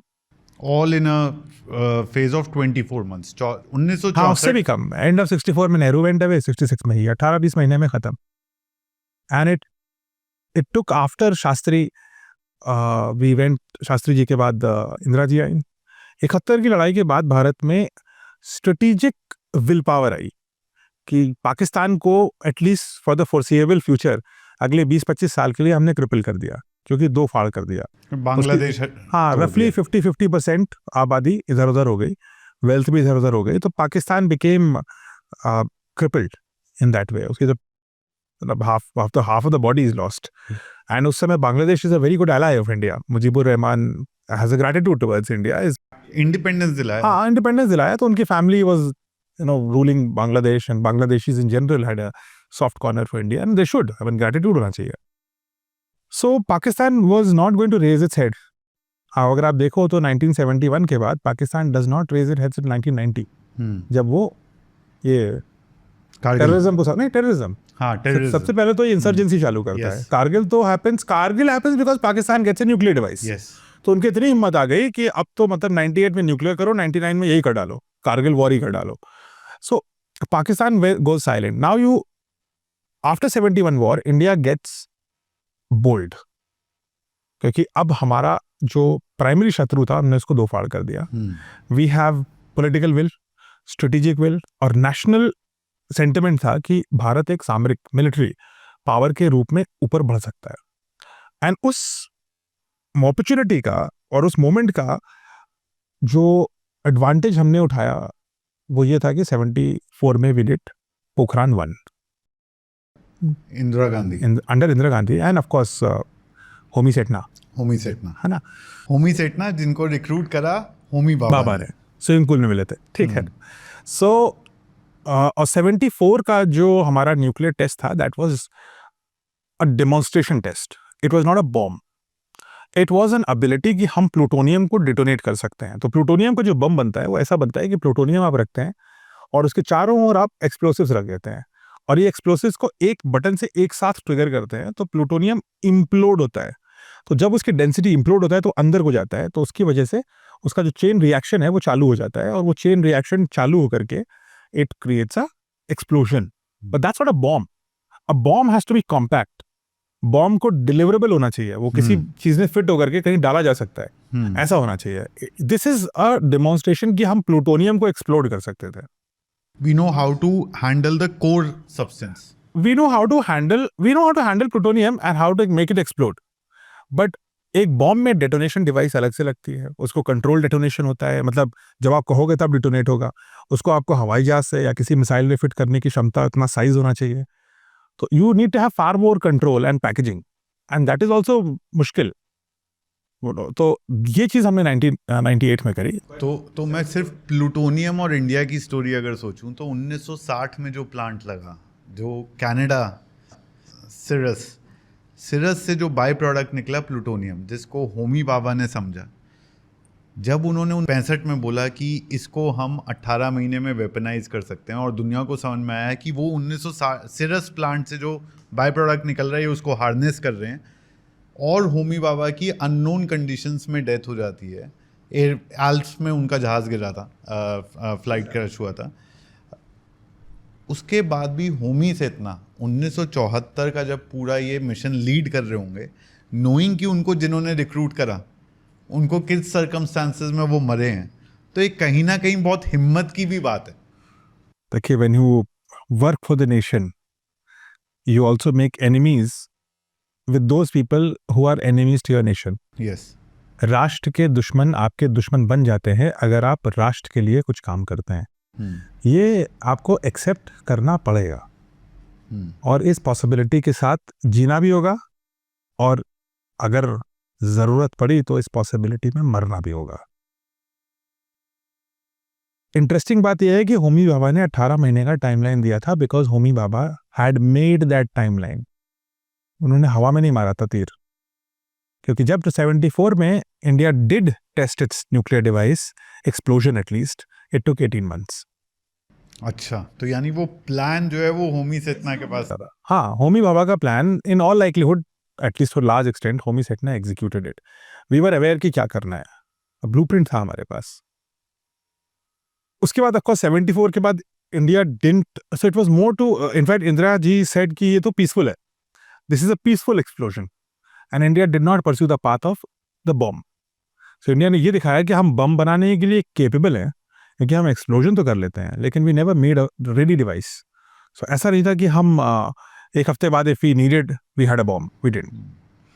सो यहाँ पर स्टोरी को पॉज करते हैं, क्योंकि 1974 के बाद बहुत सारा जियोपॉलिटिक्स स्टार्ट होता है, लेकिन होमी बाबा का जो 3 स्टेज प्लान था एटॉमिक बॉम्ब डेवलपमेंट के लिए, उस 3 स्टेज प्लान को समझने के लिए प्लूटोनियम, यूरेनियम, थोरियम, ये सारी चीज़ें सही से समझना ज़रूरी है। 1956 के प्लांट में क्या था, 1960 में सिरस जब लगा उसमें क्या अलग था, और 1974 का कल्मिनेशन कैसे हुआ। ज़रा रिवर्स में जाकर ये पूरा साइंटिफिक एंगल से समझते हैं एक बार। ठीक है, चलिए इसको समझते हैं। सो कुछ पहले समझिए कि एक एटम कैसा होता है। सबसे छोटा एटम होता है हाइड्रोजन। हाइड्रोजन में एक न्यूक्लियस होता है और उसके चारों ओर एक ऑर्बिट कर रहा होता है इलेक्ट्रॉन। न्यूक्लियस के अंदर एक प्रोटॉन होता है, हाइड्रोजन के अंदर न्यूट्रॉन नहीं होता, लेकिन अगर न्यूट्रॉन होता तो वो भी अंदर न्यूक्लियस में, और उसके चारों ओर इलेक्ट्रॉन घूम रहा होता। प्रोटॉन पॉजिटिवली चार्ज होते हैं, पी से पी याद कर लीजिए आप, है ना।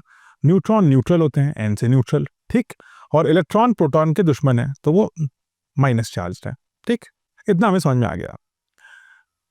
यूरेनियम हाइड्रोजन से कहीं ज्यादा भारी है। इनफैक्ट यूरेनियम हाइड्रोजन से 200 गुना से भी ज्यादा भारी है। यूरेनियम बहुत भारी होता है। हाइड्रोजन जैसे बिल्कुल गुब्बारे में भरिए तो उड़ जाता है गुब्बारा। यूरेनियम अगर आप इतना ले लेंगे तो इतना यूरेनियम 500 किलो का होगा। So it is heavier than iron also. लोहे से भी 4 गुना भारी होता है। यूरेनियम के अंदर अगर हम झांकें तो यूरेनियम के अंदर जो न्यूक्लियस है उसमें 92 प्रोटॉन होते हैं, 92 प्रोटॉन्स, और 92 इलेक्ट्रॉन्स होंगे, लेकिन न्यूट्रल है। लेकिन उसके अंदर न्यूट्रॉन्स होते हैं, और न्यूट्रॉन्स अलग अलग यूरेनियम में अलग अलग हो सकते हैं। इन चीजों को हम बोलते हैं आइसोटोप्स, यानी कि प्रोटॉन तो सेम है लेकिन न्यूट्रॉन की संख्या अलग है। तो नंबर ऑफ प्रोटॉन्स और नंबर ऑफ इलेक्ट्रॉन्स यूरेनियम के हर आइसोटोप में सेम है, लेकिन नंबर ऑफ न्यूट्रॉन्स अलग है। इसका मतलब उनका भार थोड़ा थोड़ा अलग होता है, ज्यादा नहीं, थोड़ा होता है। तो एक यूरेनियम जिसके बारे में हम पॉपुलरली बात करते हैं, जो नेचुरली सबसे ज्यादा अकर करता है, वो है U-238, 238, यानी कि 238 उसका वजन है ना। तो एक ये समझते हैं कि 92 प्रोटॉन है और 238 वेट है, तो न्यूट्रॉन कितने होंगे? 238 माइनस 92, है ना। सो कितने हो गए? 148 और 146। सो 146 न्यूट्रॉन्स, 92 प्रोटॉन्स और 92 इलेक्ट्रॉन्स, ये हो गया यूरेनियम 238। इसको हमें प्योरीफाई करना होता है। ये बम नहीं बन सकता, ऐसा कुछ नहीं हो सकता। ये मिट्टी के साथ मिला हुआ होता है। इसको पहले मिट्टी से प्योरीफाई करना होता है और फिर इसको सेंट्रीफ्यूज में डालना होता है। अब सेंट्रीफ्यूज ऐसे काम करती है, सेंट्रीफ्यूगल फोर्स पे काम करती है। वॉशिंग मशीन देख लीजिए, ऐसे ऐसे नाचती है, पानी बाहर निकल जाता है। टोनी स्टार्क के यहाँ लगा होता है। हाँ, वो पता नहीं क्या बनाता है, साइक्लोट्रॉन है शायद होता है ना। हाँ, कुछ ऐसा ही होगा, जो भी होता है।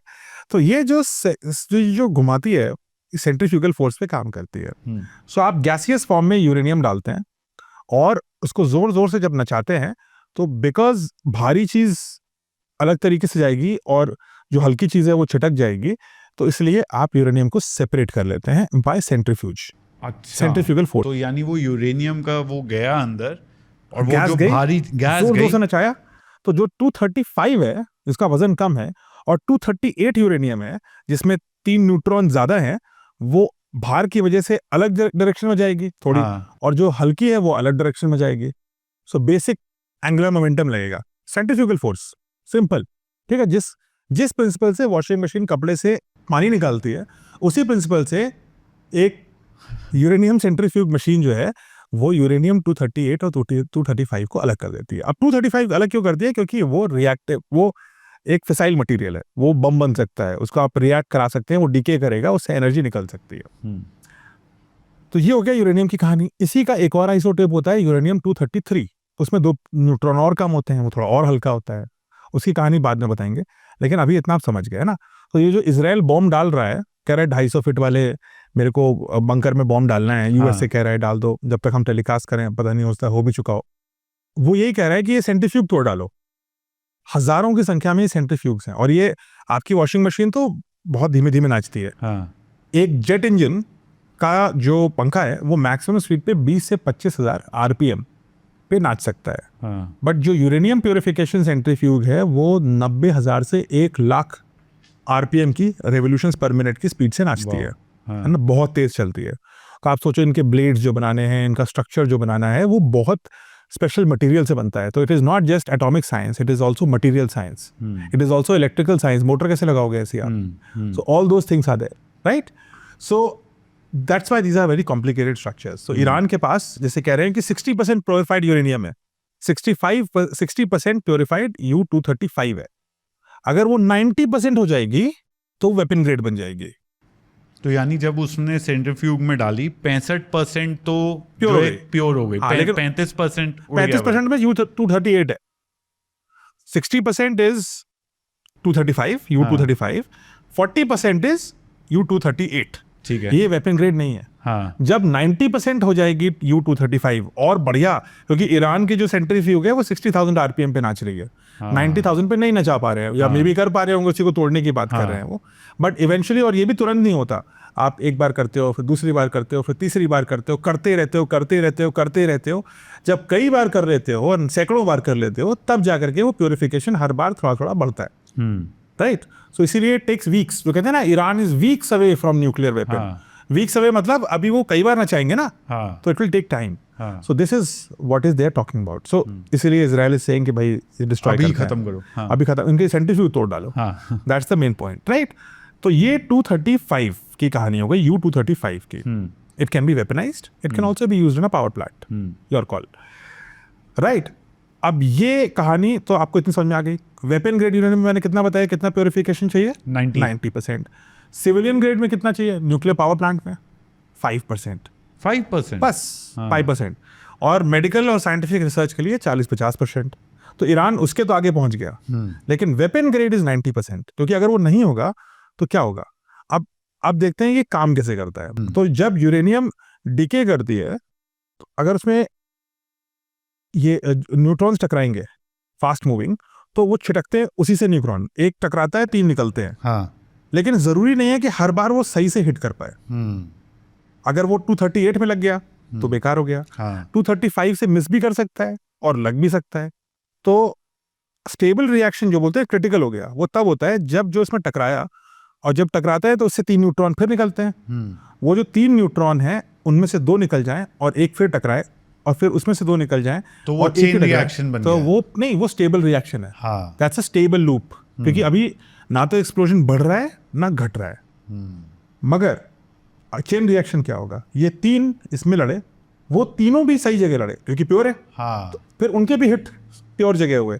तो 3 से 9 हुए, 9 से 27 हुए, 27 से 81 हुए, 243 हुए, 729 हुए, धमाका। And now you have a dhamaka chain reaction. This is a uncontrolled chain reaction. तो यानी क्योंकि प्योरिटी ज्यादा है, उसमें है ही सारे प्योर, तो वो जब जहां भी टकराएंगे वहां से दोबारा चेन रिएक्शन निकल जाएगा। करेक्ट। हाँ, मान लीजिए मैं यहाँ पे ऐसी 3 बॉटल रख दूं और आपसे कहूं आप हिट मारो, तो easier to hit at least 1 bottle, है ना? लेकिन अगर मैं सिर्फ एक ही बॉटल रख दूं, बाकी इम्प्योर 2 बॉटल है, तो निशाना मुश्किल है। करेक्ट, मिस भी कर सकते हैं, है ना? सो और जहां मिस होगा वहां रिएक्शन रुक जाएगा, वो वाला चेन रुक जाएगा, है ना? सो वो चेन रिएक्शन एक के बाद एक तीन ऐसे बढ़ता है. सो जितना प्योर उतना खतरनाक bomb. This is the problem. ठीक है, अब ये तो हो गई यूरेनियम की कहानी. Uranium is a naturally occurring thing. वो अकर करता है. U-238 मिट्टी में मिलता है. भारत में भी, झारखंड में है, छत्तीसगढ़ में है, मेघालय में है. हालांकि भारत में यूरेनियम दुनिया का 1% 2% है, उससे ज़्यादा नहीं है, बहुत कम है. और सबसे ज्यादा कहाँ पर मिलता है? यूएस में है, अफ्रीका में है काफ़ी कुछ.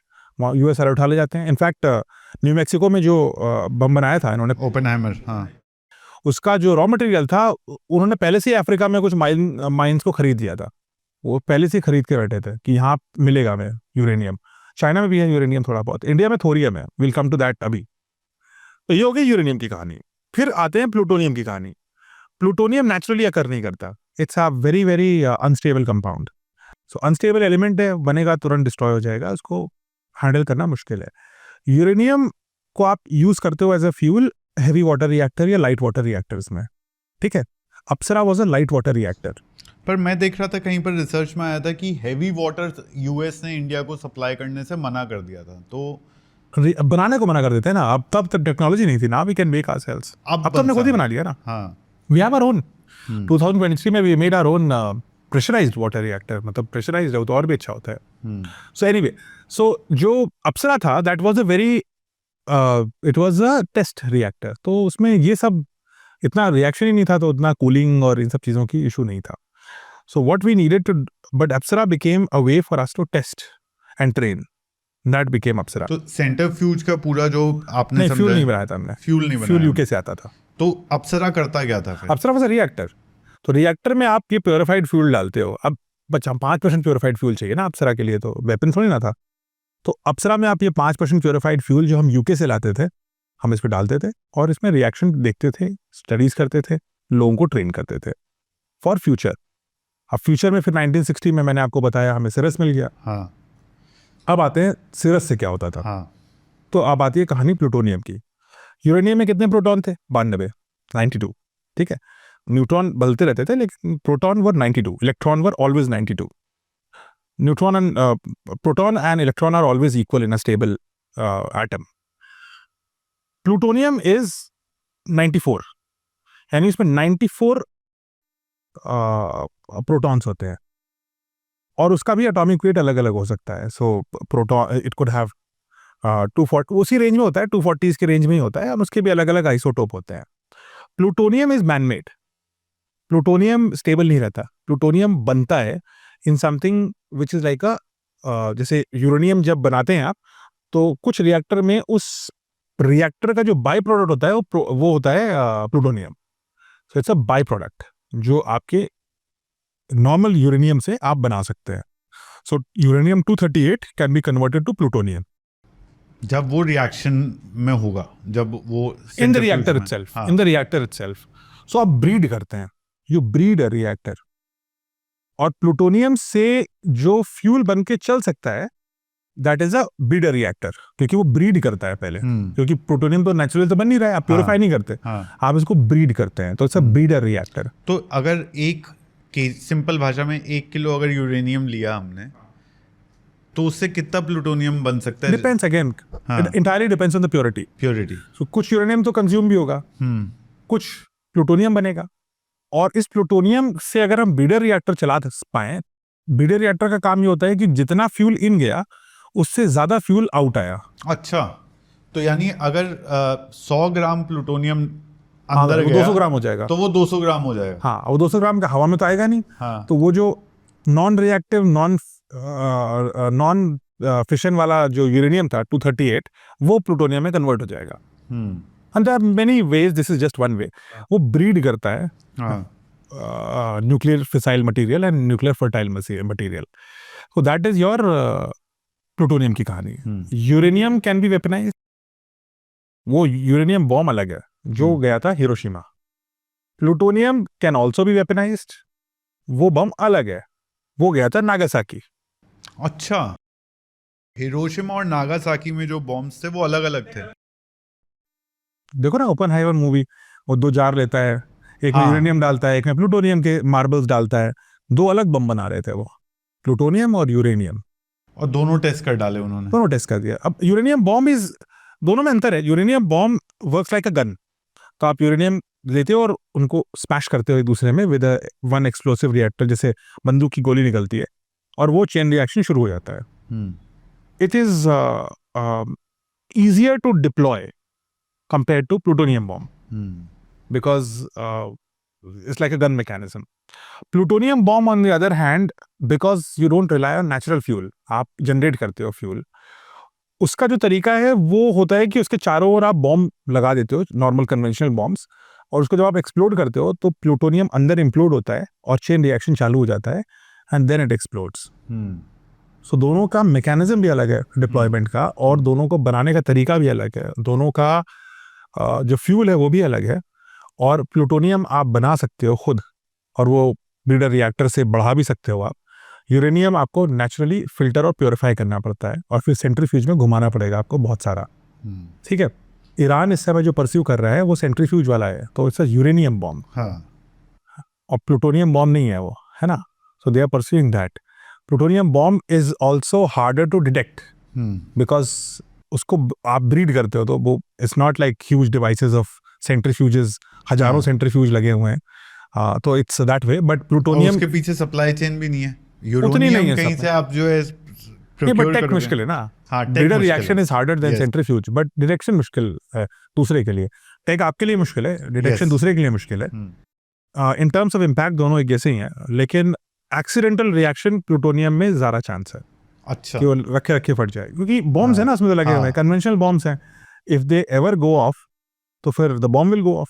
यूरेनियम में you separated like a gun. आप एंड मोमेंट में इसको आर्म करते हो और फिर जब वो गिरना शुरू होता है, एयर बर्स्ट होता है यूजुअली 500 मीटर पे, तो 500 मीटर पे यू स्मैश इट, गिरते हुए बम में यू स्मैश इट, और फिर वो 500 मीटर पे एक्सप्लोजन हो जाता है. That is how uranium bomb works. Plutonium bomb works in a different way. So anyway दोनों के अपने एडवांटेज हैं, रिलेटिव एडवांटेजेस हैं, but that is uranium plutonium. ठीक है. Then you come to the third stage of Homi Bhabha. अभी हम होमी भाभा के हिसाब से चल रहे हैं. पहला स्टेज यूरेनियम, दूसरा स्टेज ब्रीडर रिएक्टर प्लूटोनियम, तीसरा स्टेज थोरियम. अभी थोरियम तक कोई नहीं जाता, कोई देश नहीं गया ज्यादा. क्यों नहीं गया? क्योंकि किसी के पास थोरियम है ही नहीं. भारत के सिवा सिर्फ भारत. मैंने आपको शायद पहले भी बात किया है इस पे. भारत के पास दुनिया का अनुमान के हिसाब से 30 से 50% थोरियम है. मतलब इस देश में अगर सबसे बड़ा कोई खजाना है, सबसे बड़ा खजाना, तो सबसे बड़ा खजाना थोरियम है. आप सारे खजाने एक side, all your natural resources, जंगल, पानी, आपका नदियाँ, पहाड़ी, ये सब एक तरफ, और थोरियम से निकलने वाली वेल्थ एक तरफ. Thorium wealth would be heavier in terms of economic impact. Bharat में जितना थोरियम है, इस समय दुनिया में जितना बचा हुआ तेल पूरी दुनिया में है, जिसके पीछे दुनिया लड़ रही है 100 साल से, दुनिया प्लस दुनिया में जितना बचा हुआ रिसोर्स यूरेनियम में है, एनर्जी, प्लस दुनिया में जितना बचा हुआ एनर्जी कोल में है, प्लस जितनी बची हुई एनर्जी नेचुरल गैस में है, उससे ज़्यादा एनर्जी भारत में बसे हुए थोरियम में है. तो ये हम हार्नेस क्यों नहीं करते? Homi Bhabha decided in 1950s. 1950s में ही had the vision to see कि थर्ड स्टेज में अगर हमने थोरियम हार्नेस कर लिया तो हम ग्लोबल सुपर पावर बन जाएंगे. Correct. Energy capital of the world बन जाओगे आप. और सारे खेल तो एनर्जी का ही है. हाँ, सारा खेल तो एनर्जी का है.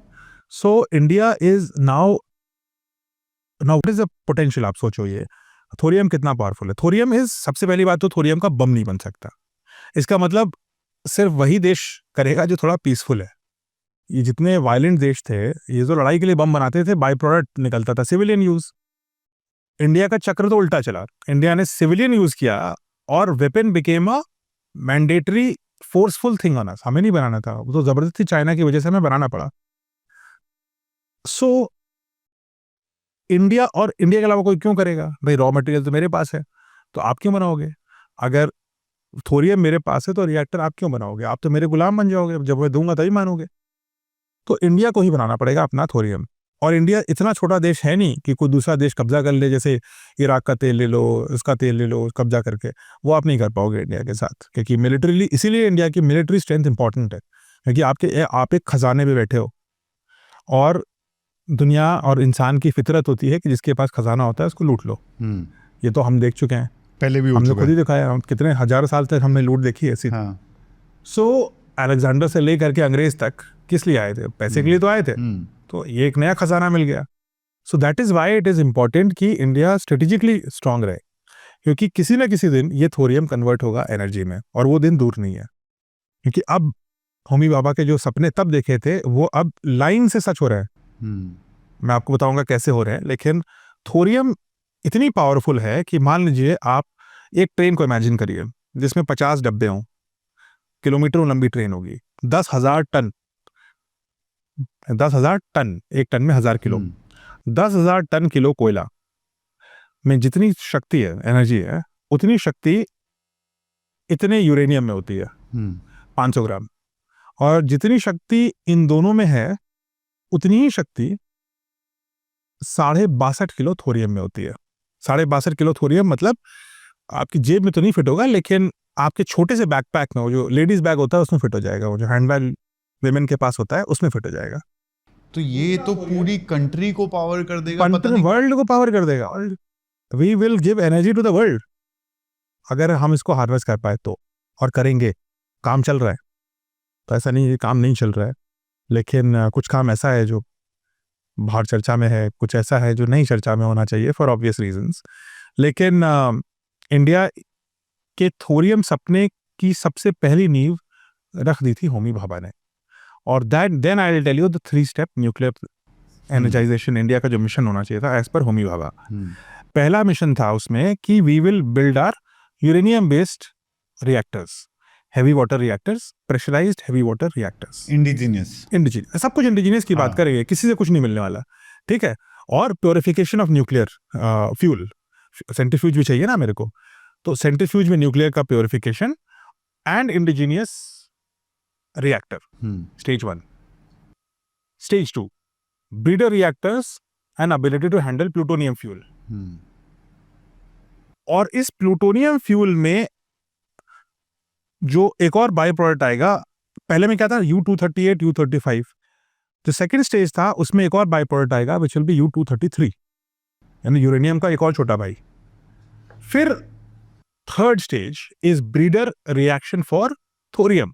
सो थोरियम जाएगा और U-233 निकलेगा, U-233, that will come out. ये uranium is a fertile material, मतलब इसको आप ऐसे मटेरियल में कन्वर्ट करेंगे, फर्टाइल जैसे सॉइल होती है उसमें खुद पेड़ नहीं निकलता, उसमें बीज बोना पड़ता है। तो जब आप इसमें ये बीज बोएंगे तो इससे जो चीज निकलेगी वो U-233 होगी। और ये 233 यूरेनियम इज फिसाइल, इसको आप यूज कर सकते हैं for energy. So thorium is a fissile material, is a fertile material. Thorium is a fertile material, not a fissile material. उसका बम नहीं बन सकता, क्योंकि वो U-235 नहीं बना सकता, वो U-233 बनाएगा। और क्योंकि ये सिर्फ इंडिया के पास है तो आपको खुद ही बनाना पड़ेगा, और इसलिए आपको खुद ही बनाना है। अब ये होमी भाभा का स्टेप नंबर 3 है। इसके लिए पहले आपको ये जानना होगा कि U-233 से बिजली कैसे बनेगी, उसको कंट्रोल करना तो सीखोगे ना आप पहले। बिल्कुल।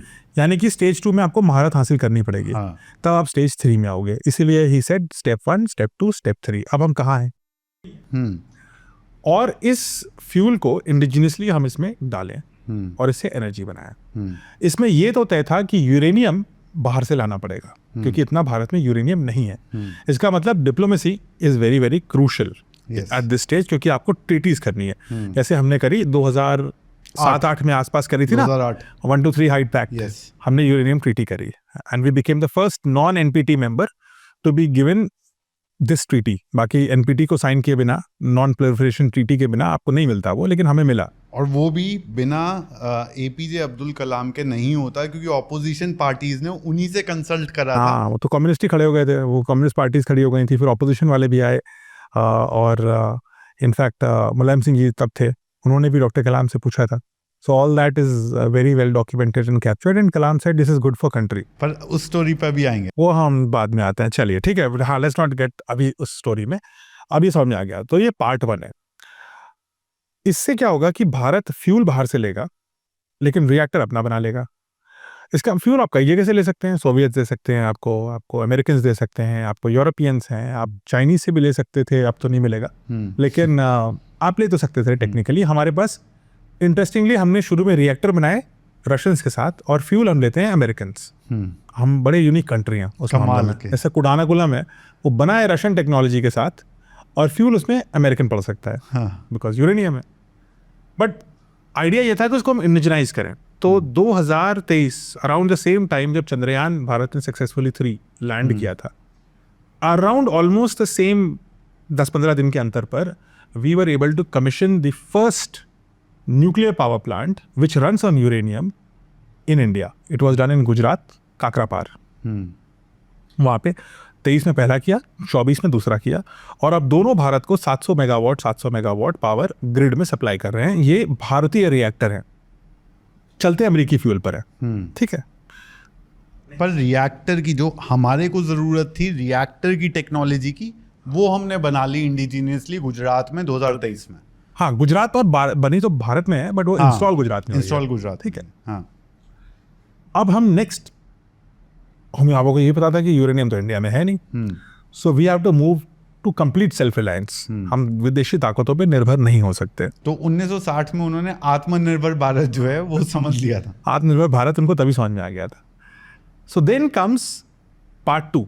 Part 2 of the program is that we should invest in fast breeder reactors. मतलब ब्रीडर रिएक्टर बनाना है। मैंने आपको बताया था ब्रीडर का अर्थ क्या होता है। ब्रीडर का अर्थ यह है कि वो फिसाइल मटेरियल बनाता है। हाँ। तो उसमें जो मटेरियल जाता है फिसाइल, उससे ज़्यादा निकल के आता है, और उस प्रोसेस में वो जो फर्टाइल मटेरियल है उसको भी फिसाइल बना देता है। सो उसमें आप यूरेनियम डालते हैं, जो नॉन फिसाइल यूरेनियम 238 जैसा। आप उसमें प्लूटोनियम डालते हैं जो मैन मेड है, जो कहाँ से मिल रहा था हमें, वो जो हमारा फेमस 1960 कैनेडियन प्लांट, हाँ, उससे भी मिल रहा है। आप उस प्लूटोनियम को और इस नॉन फिसाइल यूरेनियम को डालते हैं 238 को, और उससे एनर्जी तो निकलती है, लेकिन उससे आपको और भी प्लूटोनियम निकलता है। You get even more than what you put. इसका मतलब आप एक्स्ट्रा फ्यूल जनरेट कर रहे हो। मतलब ऐसा कार का इंजन जिसमें पेट्रोल जलाओ, साथ में पेट्रोल जितना जलाते हो उससे ज़्यादा निकले। ये थोड़ा सा जनता को और मेरे को भी समझा दोगे, जैसे हम लॉज ऑफ फिजिक्स पढ़ते हैं कि भाई जो है मास can only be converted into energy, और एनर्जी लॉस होगा तो फिर उसके बाद जो मास बचेगा वो कम अपना आंसर दे दिया ना, mass can be converted to energy ना। प्लूटोनियम बढ़ रहा है, यूरेनियम जो नॉन फिसाइल जा रहा है वो तो घट रहा है ना, वो तो कंज्यूम हो रहा है। सो that is the thing. So it's like a catalysis process हो रहा है। सो प्लूटोनियम इनपुट साइड पे भी है, आउटपुट इक्वेशन पे भी है। जो इनपुट पे है उससे आउटपुट थोड़ा ज्यादा आ रहा है। तो यानी यूरेनियम और प्लूटोनियम आपने डाला, और जो है प्लूटोनियम ज़्यादा निकल गया पहले से, और एनर्जी निकल गई। और एनर्जी निकल गई, लेकिन आपका मुख्य ध्येय एनर्जी निकालना नहीं है, आपका मुख्य ध्येय प्लूटोनियम निकालना बन गया। हाँ। ठीक है, इंटरेस्टिंग। अब इंडिया ने क्या कर लेगा सेकंड स्टेज पे? प्लूटोनियम की स्टॉक पाइल कर लेगा। करेक्ट, प्लूटोनियम की स्टॉक पाइल कर लेगा। हाँ। और ये हम करना शुरू कर चुके हैं। इट इज़ ऑलरेडी इन वे। जब हम बात कर रहे हैं ये हो रहा है कल्पक्कम में। कल्पक्कम इज इन तमिलनाडु, और कल्पक्कम में हम अपना breeder reactor, indigenous breeder reactor चला रहे हैं। अभी वो स्टेबल नहीं हुआ है, वो क्रिटिकल पॉइंट आना होता है ना, वो अभी नहीं आया है। वो इस साल के एंड तक आ जाएगा। मैं देख रहा था 10 साल बता रहे थे, इस साल के एंड तक ही आ जाएगा। हाँ, ये तो आ जाएगा। अभी थोरियम पे हम जाएंगे ना, next would be thorium. See it will still happen in stages, तुरंत नहीं है। मतलब you won't get final result in. आपकी टेक्नोलॉजी जो है वो, आपकी टेक्नोलॉजी टेस्टिंग तो हो गई, रिएक्टर तो अभी भी चल रहा है। तो टेक्नोलॉजी टेस्ट 1 तो क्लियर है, आप पेपर 1 तो क्लियर हो गया, पेपर 2 इस साल के एंड तक क्लियर हो जाएगा। अब उसको एक स्टेबल रिएक्शन जारी रखना और उससे एनर्जी निकालना और उसको एफिशिएंट बनाए रखना will take years, but that doesn't stop you from getting into stage 3। जैसे स्टेज 1 आपने खत्म किया 2023-24 में, और आपने स्टेज 2 भी चालू कर दिया। स्टेज 2 आप चल रहा है, वाइल फर्स्ट 1 क्लियर हो रहा है, सेकंड वाला भी चालू है। ऐसा नहीं है कि इससे ये आएगा फिर इससे ये आएगा। तो मैं स्टेज 1 का ही रेलेवेंस बता दूं। 6% इंडिया की जो आज की एनर्जी की डिमांड है वो स्टेज 1 में जो 2 प्लांट लगे हैं वो पूरी कर देते हैं। तकरीबन 6 गीगावाट कैपेसिटी है उनका, which is 6% of India's 100 gigawatt nuclear target by 2047। And I will put one little catch in what you are saying. इसमें अधिकतर पोर्शन फॉरेन रिएक्टर्स हैं, इंडिजीनियस रिएक्टर्स नहीं है। अभी इसमें एक चीज़ हम मिस कर गए होंगे, हवा इंडिजनाइजेशन, मेक इन इंडिया। तो ये जो रिएक्टर्स हैं ये भारतीयों ने या तो विदेशी मदद से बनाए हैं या विदेशी रिएक्टर्स हैं जो हमने लिए हैं। जैसे कुडानाकुलम रशिया के साथ है, तो ऐसे रिएक्टर्स हैं।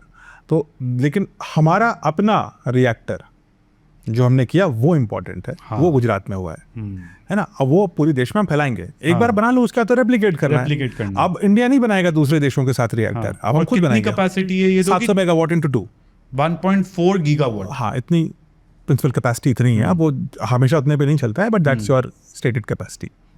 Then you come to the breeder reactor, जिसका जो टेस्ट है, this is like a test reactor, और इसीलिए आप बोल रहे हो 10 साल लगेगा, क्योंकि ये टेस्ट रिएक्टर है। But test reactor will become stable by the end of this year. उसके बाद हम और रिएक्टर बना लेंगे।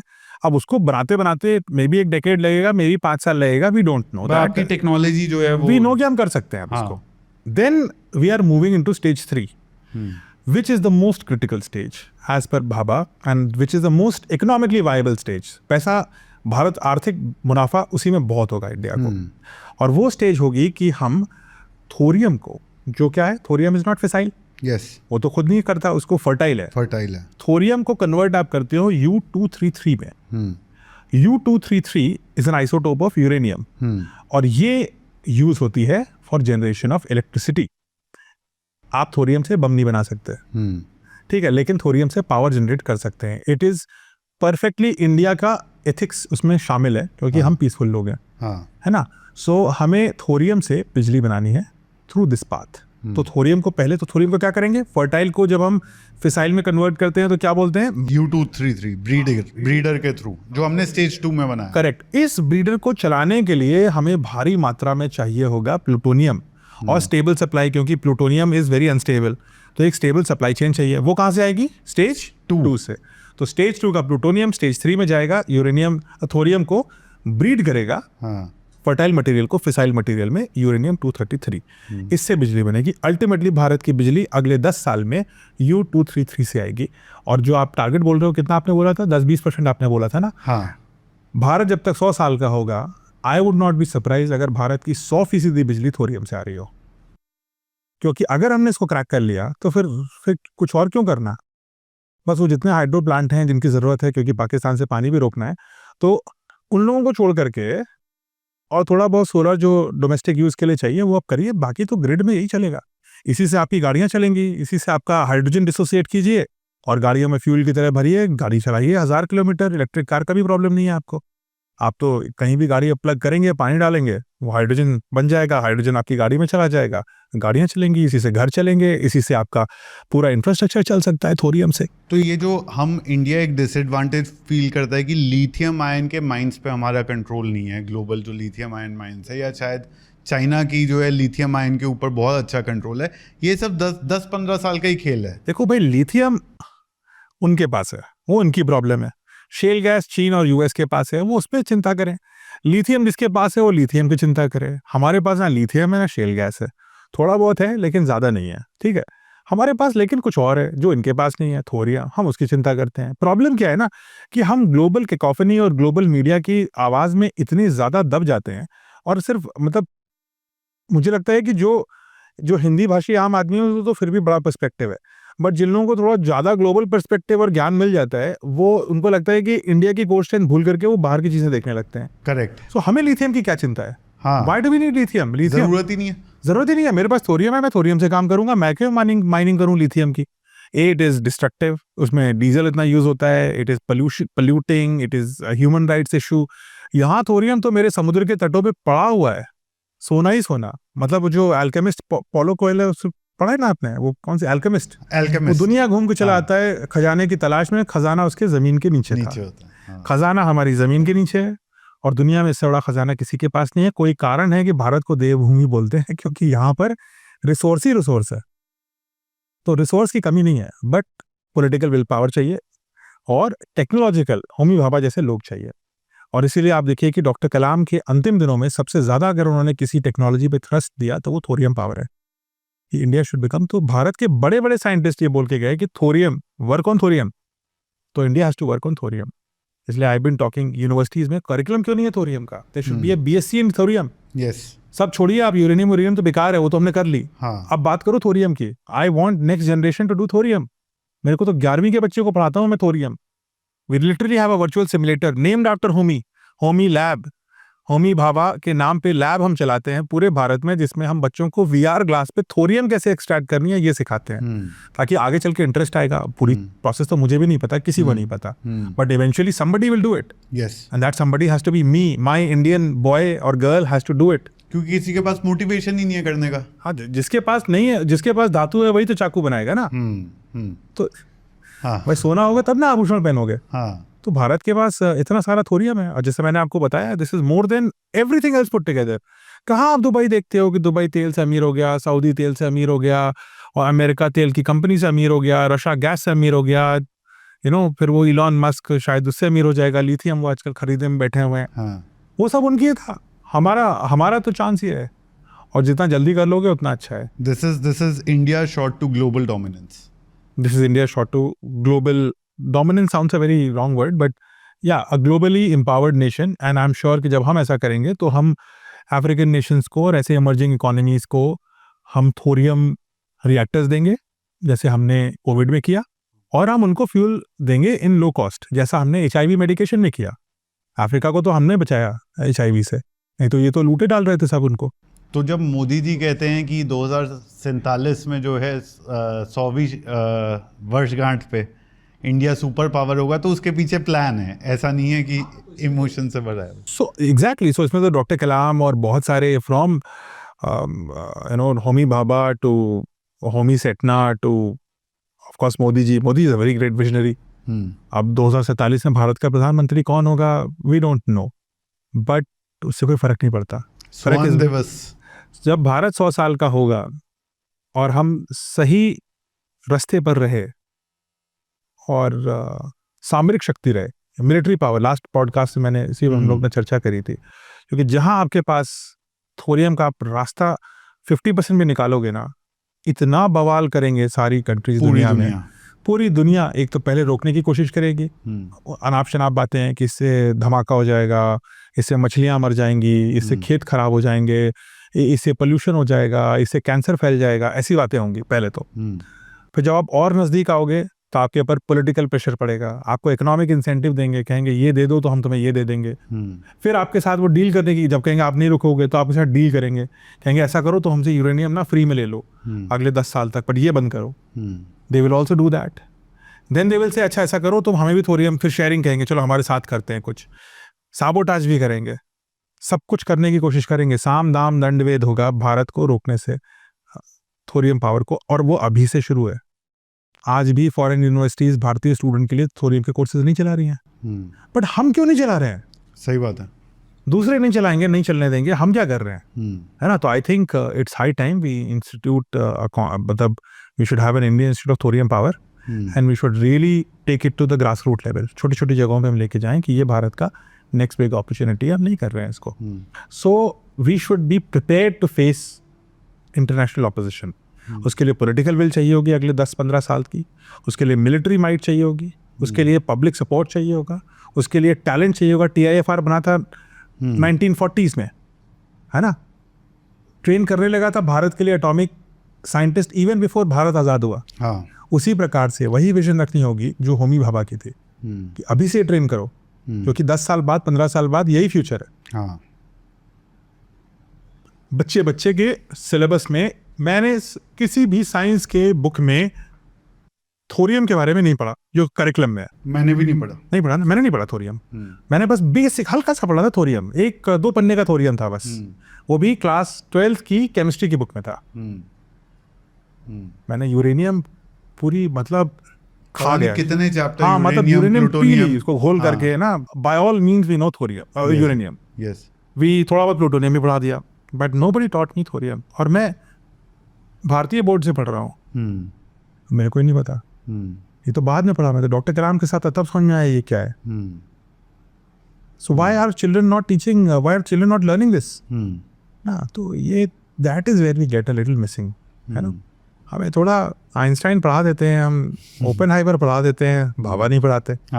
भाभा का भी कितना चैप्टर है मुझे नहीं पता, अब है कि नहीं है, मेरे टाइम नहीं था। अब बताइएगा जो ऑडियंस होगी, कितने पन्ने पढ़े आपने भाभा के बारे में 12वीं तक की क्लास में?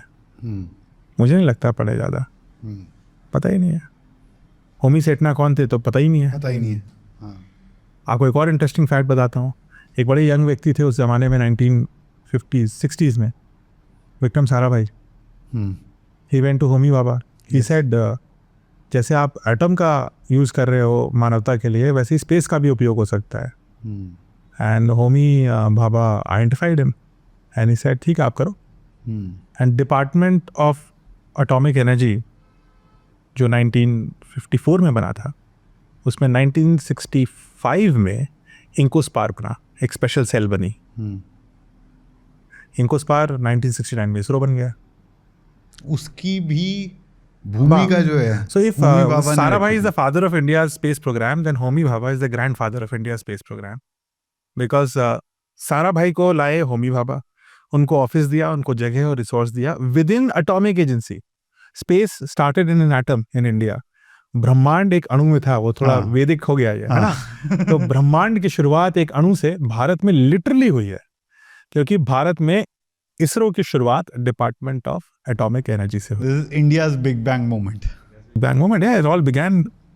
हाँ, tiny Big Bang, है ना? Yes. It all started with a small Big Bang. हाँ. So that's how it began. Of course, Homi Bhabha passed away in 66. Sarabhai went on and made ISRO what it is. 10 साल बाद ISRO बन गया. So visionary थे ये सब लोग. We don't know the story, है ना? किसी को नहीं पता. किसी को यही नहीं पता कि भारत का अंतरिक्ष की शुरुआत एक एटम से हुई थी. तो this is what it is. Fascinating. Back to 1960. जब ये प्लूटोनियम, जब वो सिरस प्लांट के अंदर प्लूटोनियम, जैसे आपने कहा, अनस्टेबल होता है, अब हम उस चीज़ को ज़्यादा समझ सकते हैं. तो किसी ने ये सोचा नहीं था दुनिया भर में कि ये लोग यूरेनियम का जो बाय प्रोडक्ट प्लूटोनियम निकल रहा है उसको स्टोर कर रहे होंगे. लेकिन होमी भाभा ने जो है उसको समझदारी से स्टोर करना शुरू करा.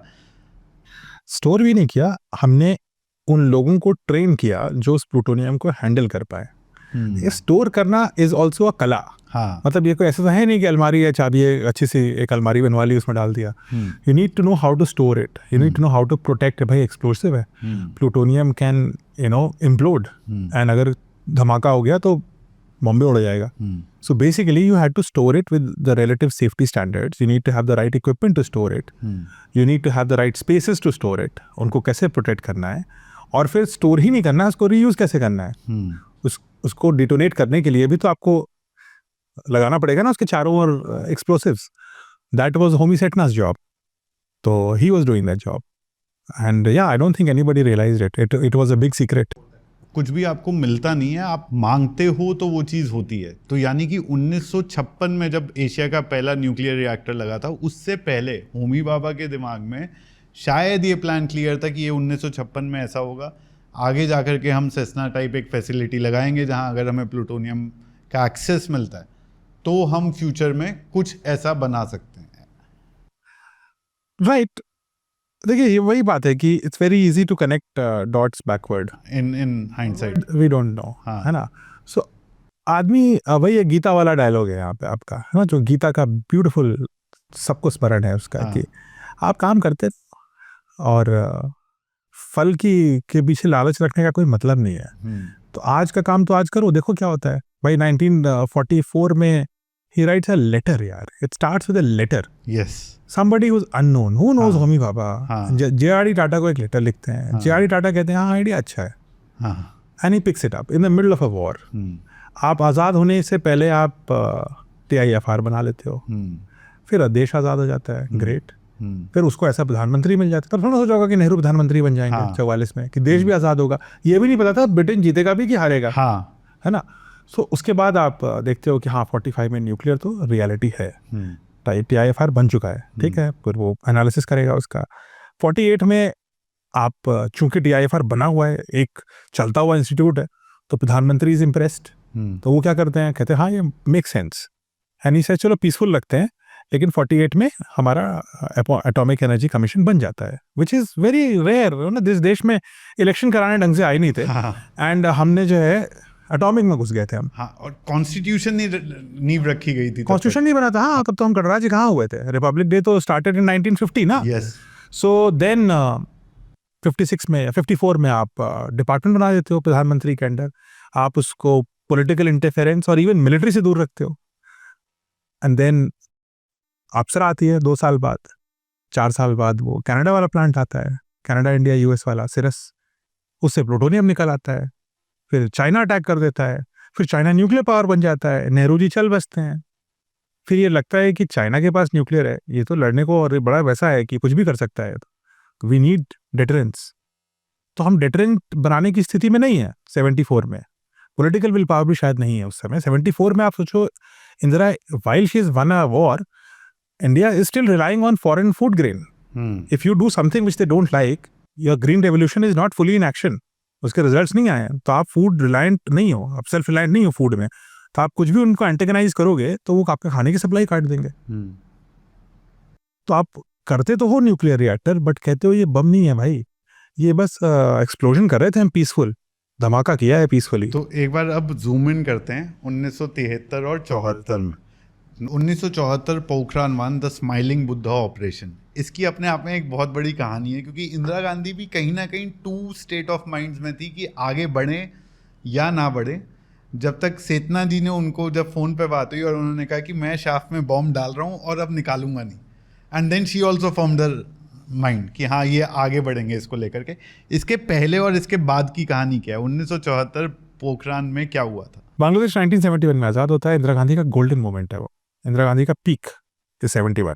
बिल्कुल नेशनल हिस्टेरिया है, फुल सपोर्ट है। अब इस हिस्टेरिया में Indira Gandhi wants to make the most out of it. हाँ, तो 72 के आसपास she says go ahead with your Pokhran 1, and there are two big, Homi Sethna उस समय ही is the chairperson atomic agency के and also secretary DAE, and the other person is Raja Ramanna who is young relatively, बाद में 80s में ही becomes the head of India's atomic authority, लेकिन Raja Ramanna and Homi Sethna. and Raja Ramanna eventually also identifies APJ Abdul Kalam as the right guy.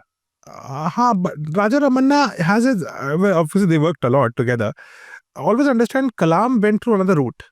Kalam's route was DRDO route. He did not go through the DAE route. है ना? So there's a difference between these two paths. क्योंकि तब weaponisation होना शुरू हो गया है। अब DRDO का role is significant in when you make a weapon. 74 में आपने वेपन नहीं बनाया, ऑन स्टेटेड आपने वेपन नहीं बनाया, आपने 98 में वेपन बनाया, वहां पे DRDO becomes far more significant, and of course then Kalam takes over this whole thing, but many others are also involved, but of course somebody has to weaponize it. But coming back to 70s, so 74 में we decide to do this test. वही पोखरान मई का महीना, incidentally it happens ना बुद्ध पूर्णिमा। लोग कहते हैं चांद से, लेकिन चांद नहीं होता, ये सब चीज़ें चांद से नहीं होती।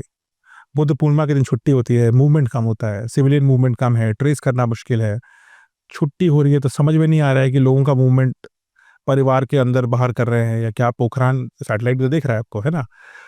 और फिर एक सिंबॉलिक है, सिंबॉलिक ये है कि इंडिया को डर से थोड़ा भय है हमारे अंदर, क्योंकि अभी हम विदेशियों के ऊपर निर्भर करते हैं अपने खाने तक के लिए, तो क्या बैकलैश होगा हमें नहीं पता।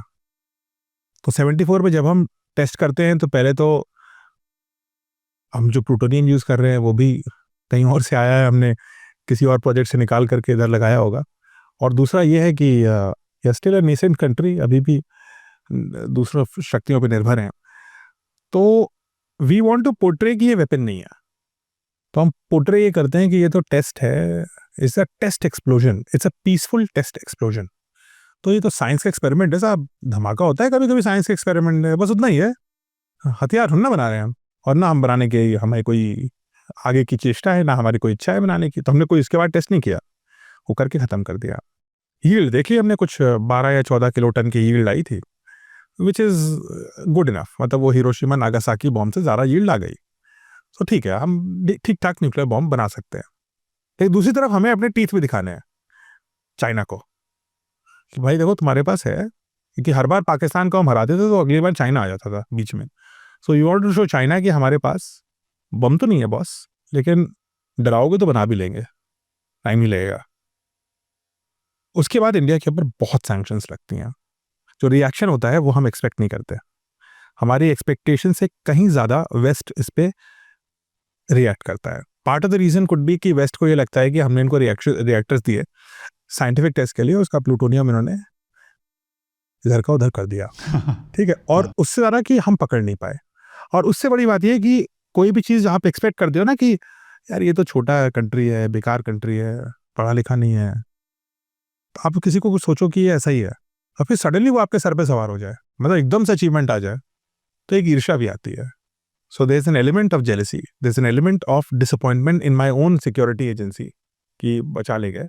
CIA को पता नहीं चला। हाँ, CIA को एग्जैक्ट नहीं पता चला, हालांकि इंक्लिंग आ गई थी मूवमेंट की वजह से। इनफैक्ट उसी की वजह से हमने पोखरान 2 में बहुत कुछ सीखा। लेकिन जब हमने पोखरान 1 किया था तो इंदिरा गांधी के ऊपर प्रेशर आया था ये लेकर के कि इसको कुछ हो रहा है, समझ में आ रहा है हमें। एग्जैक्ट डेट या क्या हो रहा है ये नहीं समझ में आया था, क्योंकि अभी भी एंटिसिपेट इन्होंने ये नहीं किया था कि वो जो कैनेडियन रिएक्टर आया था उसका क्या इस्तेमाल हो गया। So then Indira Gandhi then says to Homi Sethna is that कि आप जो है इसको डिले कर दो। तो पीएमओ ने बोला कि क्योंकि वो भी घबरा रहे थे कि भाई पता नहीं क्या हो जाएगा, फूड आदमी हर तरह का ऑप्शन रखना चाहता है ना। हाँ लेकिन अगर मैं आपको ऑप्शन दे दूं कि चलो आज जिम नहीं जाते हैं, आज सोते रहते हैं, तो आप ले ही लोगे, है ना। हाँ, सो हाँ, इट इज लाइक दैट। हाँ। सो एक इजी रूट दिख रहा था लोगों को। ये बात सही है कि ओरिजिनली ये फरवरी के लिए प्लान हो रहा था और फिर और भी कारण हो सकते हैं, डिले कोई डिप्लोमेटिक हो जरूरी नहीं है। लेकिन द थिंग इज कि see you also want in May because movement कम होगा, गर्म है, इट बिकम्स रियली हॉट उस समय। So it's easier to keep civilians away, ताकि कोई जासूस ना आ पाए, आप पकड़ पाओगे अगर कोई जासूस होगा आप उसको, मतलब it becomes a very contained operation. Now Indira Gandhi के ऑफिस पीएमओ सेज की डिले कर देते हैं, Sethna becomes furious. Homi Sethna says मैं तो इसको प्लांट करने जा रहा हूँ, तो आपने बोला ना वो कुएं की तरह अंदर डालना होता है डिवाइस, अब तो नहीं निकलेगा साहब। अगेंस्ट द पीएम, मतलब आप हिम्मत देखो, उस समय साइंटिफिक टेम्परामेंट देखो, उन्होंने कहा कि मैं अंदर डालने जा रहा हूँ और ये बाहर नहीं निकालूंगा। आप मेरे को बोलना नहीं बाहर निकालने को आप, है ना। ये वैसे पहली बार नहीं हुआ है, मतलब भारत में ऐसा कई बार हुआ है। See even Bhabha said very clearly, he was clear कि भाई पॉलिटिकल विल नहीं है, मैं तो बना दूंगा, और इसने पब्लिकली ये बात बोली। सो ये सेइंग कि पॉलिटिकल विल नहीं है, आप सीधे प्रधानमंत्री को बोल रहे हो क्योंकि आप तो उन्हीं के अंडर आते हो, आप सीधे प्राइम मिनिस्टर ऑफिस को बोल रहे हो कि पॉलिटिकल विल नहीं है इसलिए हम नहीं बना पा रहे बम, नहीं तो हम तो बना दें 18 महीने में। सो ये तो इंडिया का कैरेक्टर रहा है। कलाम ने भी बोल दिया था पीएमओ को जब अगली टेस्ट हो रही थी कि पॉइंट ऑफ नो रिटर्न, अब तो हो गया, हुआ नहीं था, अगली सुबह टेस्ट होना था, लेकिन he told, Kalam in session basically told कि अब तो ये पॉइंट ऑफ नो रिटर्न पे अब कुछ नहीं हो सकता, नहीं तो अग्नि भी ना बनती। क्योंकि सी उसमें मैं उतना दोष भी नहीं दूंगा पॉलिटिशियंस को, क्योंकि प्रेशर तो उन्हीं के ऊपर आ रहा होता है, तो pressure is heavy on them, तो इसलिए थोड़ा केयरफुल रहना होता है। कई बार बकल डाउन भी होते हैं, नरसिम्हा राव टेस्ट करने वाले थे, नहीं कर पाए, पॉलिटिकल प्रेशर में वो नहीं कर पाए। सो दे आर सर्टन थिंग्स। सो सीधे मैं नहीं चाहूंगा कि सब लोग ब्लेम करना शुरू कर दें। It's not easy being the prime minister, you have to balance many things. See Homi Sethna को ये देखना है कि मुझे न्यूक्लियर कैसे बनाना है, इंदिरा गांधी को ये भी देखना है कि न्यूक्लियर भी बनाना है, लेकिन ये देश मेरे अंदर भुखमरी ना ला दें एज ए रिटेलिएशन, क्योंकि वो तो इंदिरा गांधी को देखना है ना। So I would not blame her for that at all, these are all great people. So anyway test delay करने से मना कर दिया। अब चाहती तो इंदिरा गांधी रोक देती, कहती मैं तुम्हें अभी हटाती हूँ, you are suspended, I am sending a new guy, इस कुएं से निकालेगा वो, इसी में रेट डाल दो, खत्म करो। बट शी ऑल्सो अंडरस्टूड, सी अंदर से उनका भी मन यही था, वो भी कन्विक्शन देखना चाहते हैं कि कितना श्योर है। Homi Sethna himself is confused little bit, he asked his scientists, are you sure होगा, एंड दे से कि if the laws of physics hold तो ये होगा, है ना। So his young scientist also give him that faith and confidence. तो ये chain of faith है। और जैसे होता है ना कि बहुत ही मुसीबत का टाइम आता है तो आप पूछते हो ना, बगल दोस्त से पूछते हो तुम्हें लगता है होगा, वो कॉन्फिडेंस दे देता है तो आपका मोमेंटम अप रहता है। Much like that, these are national missions. So then anyway India का 74 में we conduct this test, it is successful. हम कुछ 12-14 किलोटन का यील्ड लाते हैं, मतलब इसका मतलब ये हुआ कि 12-14 kiloton is the yield in which you, yield को मेजर करते हो आप, यील्ड मतलब कितना एनर्जी निकली, उसको आप मेजर करते हो किलोटन इक्विवेलेंट ऑफ TNT, ट्राइनाइट्रोटोलुइन ना, फिजिक्स केमिस्ट्री में पढ़ा होगा आपने। सो कितने टन इक्विवेलेंट है, सो 12 किलोटन का मतलब हो गया लगभग हिरोशिमा बॉम्ब से थोड़ा powerful. So somewhere around 2 kilometre bye 2 kilometre आप रेडियस बना लो, 2 किलोमीटर का गोला, यानी 4 किलोमीटर डायमीटर, इतना एरिया आपका विध्वंस कर देगा. तो यानी आर्टिफिशियल लेक आपने बनानी है, तो ये जो है बना हम मार्स पे बनाएंगे ना हम लोग इसी सब एक्चुअली बनाएंगे. Will actually do that. ठीक है. So anyway, so this is successful. China gets its message कि भाई अभी इंडिया से इंटरफेयर नहीं करना. और आप देखो तो 1974 के बाद चाइना का पाकिस्तान को सपोर्ट रहा है, लेकिन उसके बाद चाइना ने भारत से डायरेक्ट कॉन्फ्रंटेशन नहीं करी अगले 3-4 दशक तक. फिर आकर के अभी कुछ हुई थी बीच में, वो भी डायरेक्ट वॉर नहीं था, it was just localised skirmish. So that did work actually, that deterrent. शांति रखी उसने अगले 24 साल बाद हमने न्यूक्लियर वेपन बनाया उसके. But China remained silent. Pakistan को सपोर्ट किया उसने, लेकिन सीधे कॉन्फ्रंटेशन वॉर नहीं हुआ, है ना. सो दैट इज, और पाकिस्तान तो खैर रही कंट्रोल में. पाकिस्तान ने भी इंसर्जेंसी करी, सीधे वॉर नहीं किया. सीधा वॉर पाकिस्तान ने 99 में किया, after they had also got nuclear weapon. तो यानी ये 1974 में जो पोखरान 1 हुआ, ये उसका नतीजा था कि इंडिया को वो 25 साल मिल गए अपने आप को बाकी जगहों पे संभालने के लिए, ताकि वो रेडी हो पाए आगे बढ़ने के लिए. तो इंडिया अगर न्यूक्लियर बम बना भी लेता 74 में, हमारे पास डिलीवर कैसे करते? मिसाइल नहीं थी हमारे पास मिसाइल नहीं था, हमारे पास फाइटर जेट्स नहीं थे, वो वाले जो इसको डिलीवर कर पाए. हमारे पास सबमरीन्स नहीं थी. सबमरीन तो अभी रिसेंटली आई हैं जो न्यूक्लियर केपेबल हैं. तो हमारे पास डिलीवर करने का मैकेनिज्म नहीं था. तो जितना हमने दिखाया बस उतना ही था.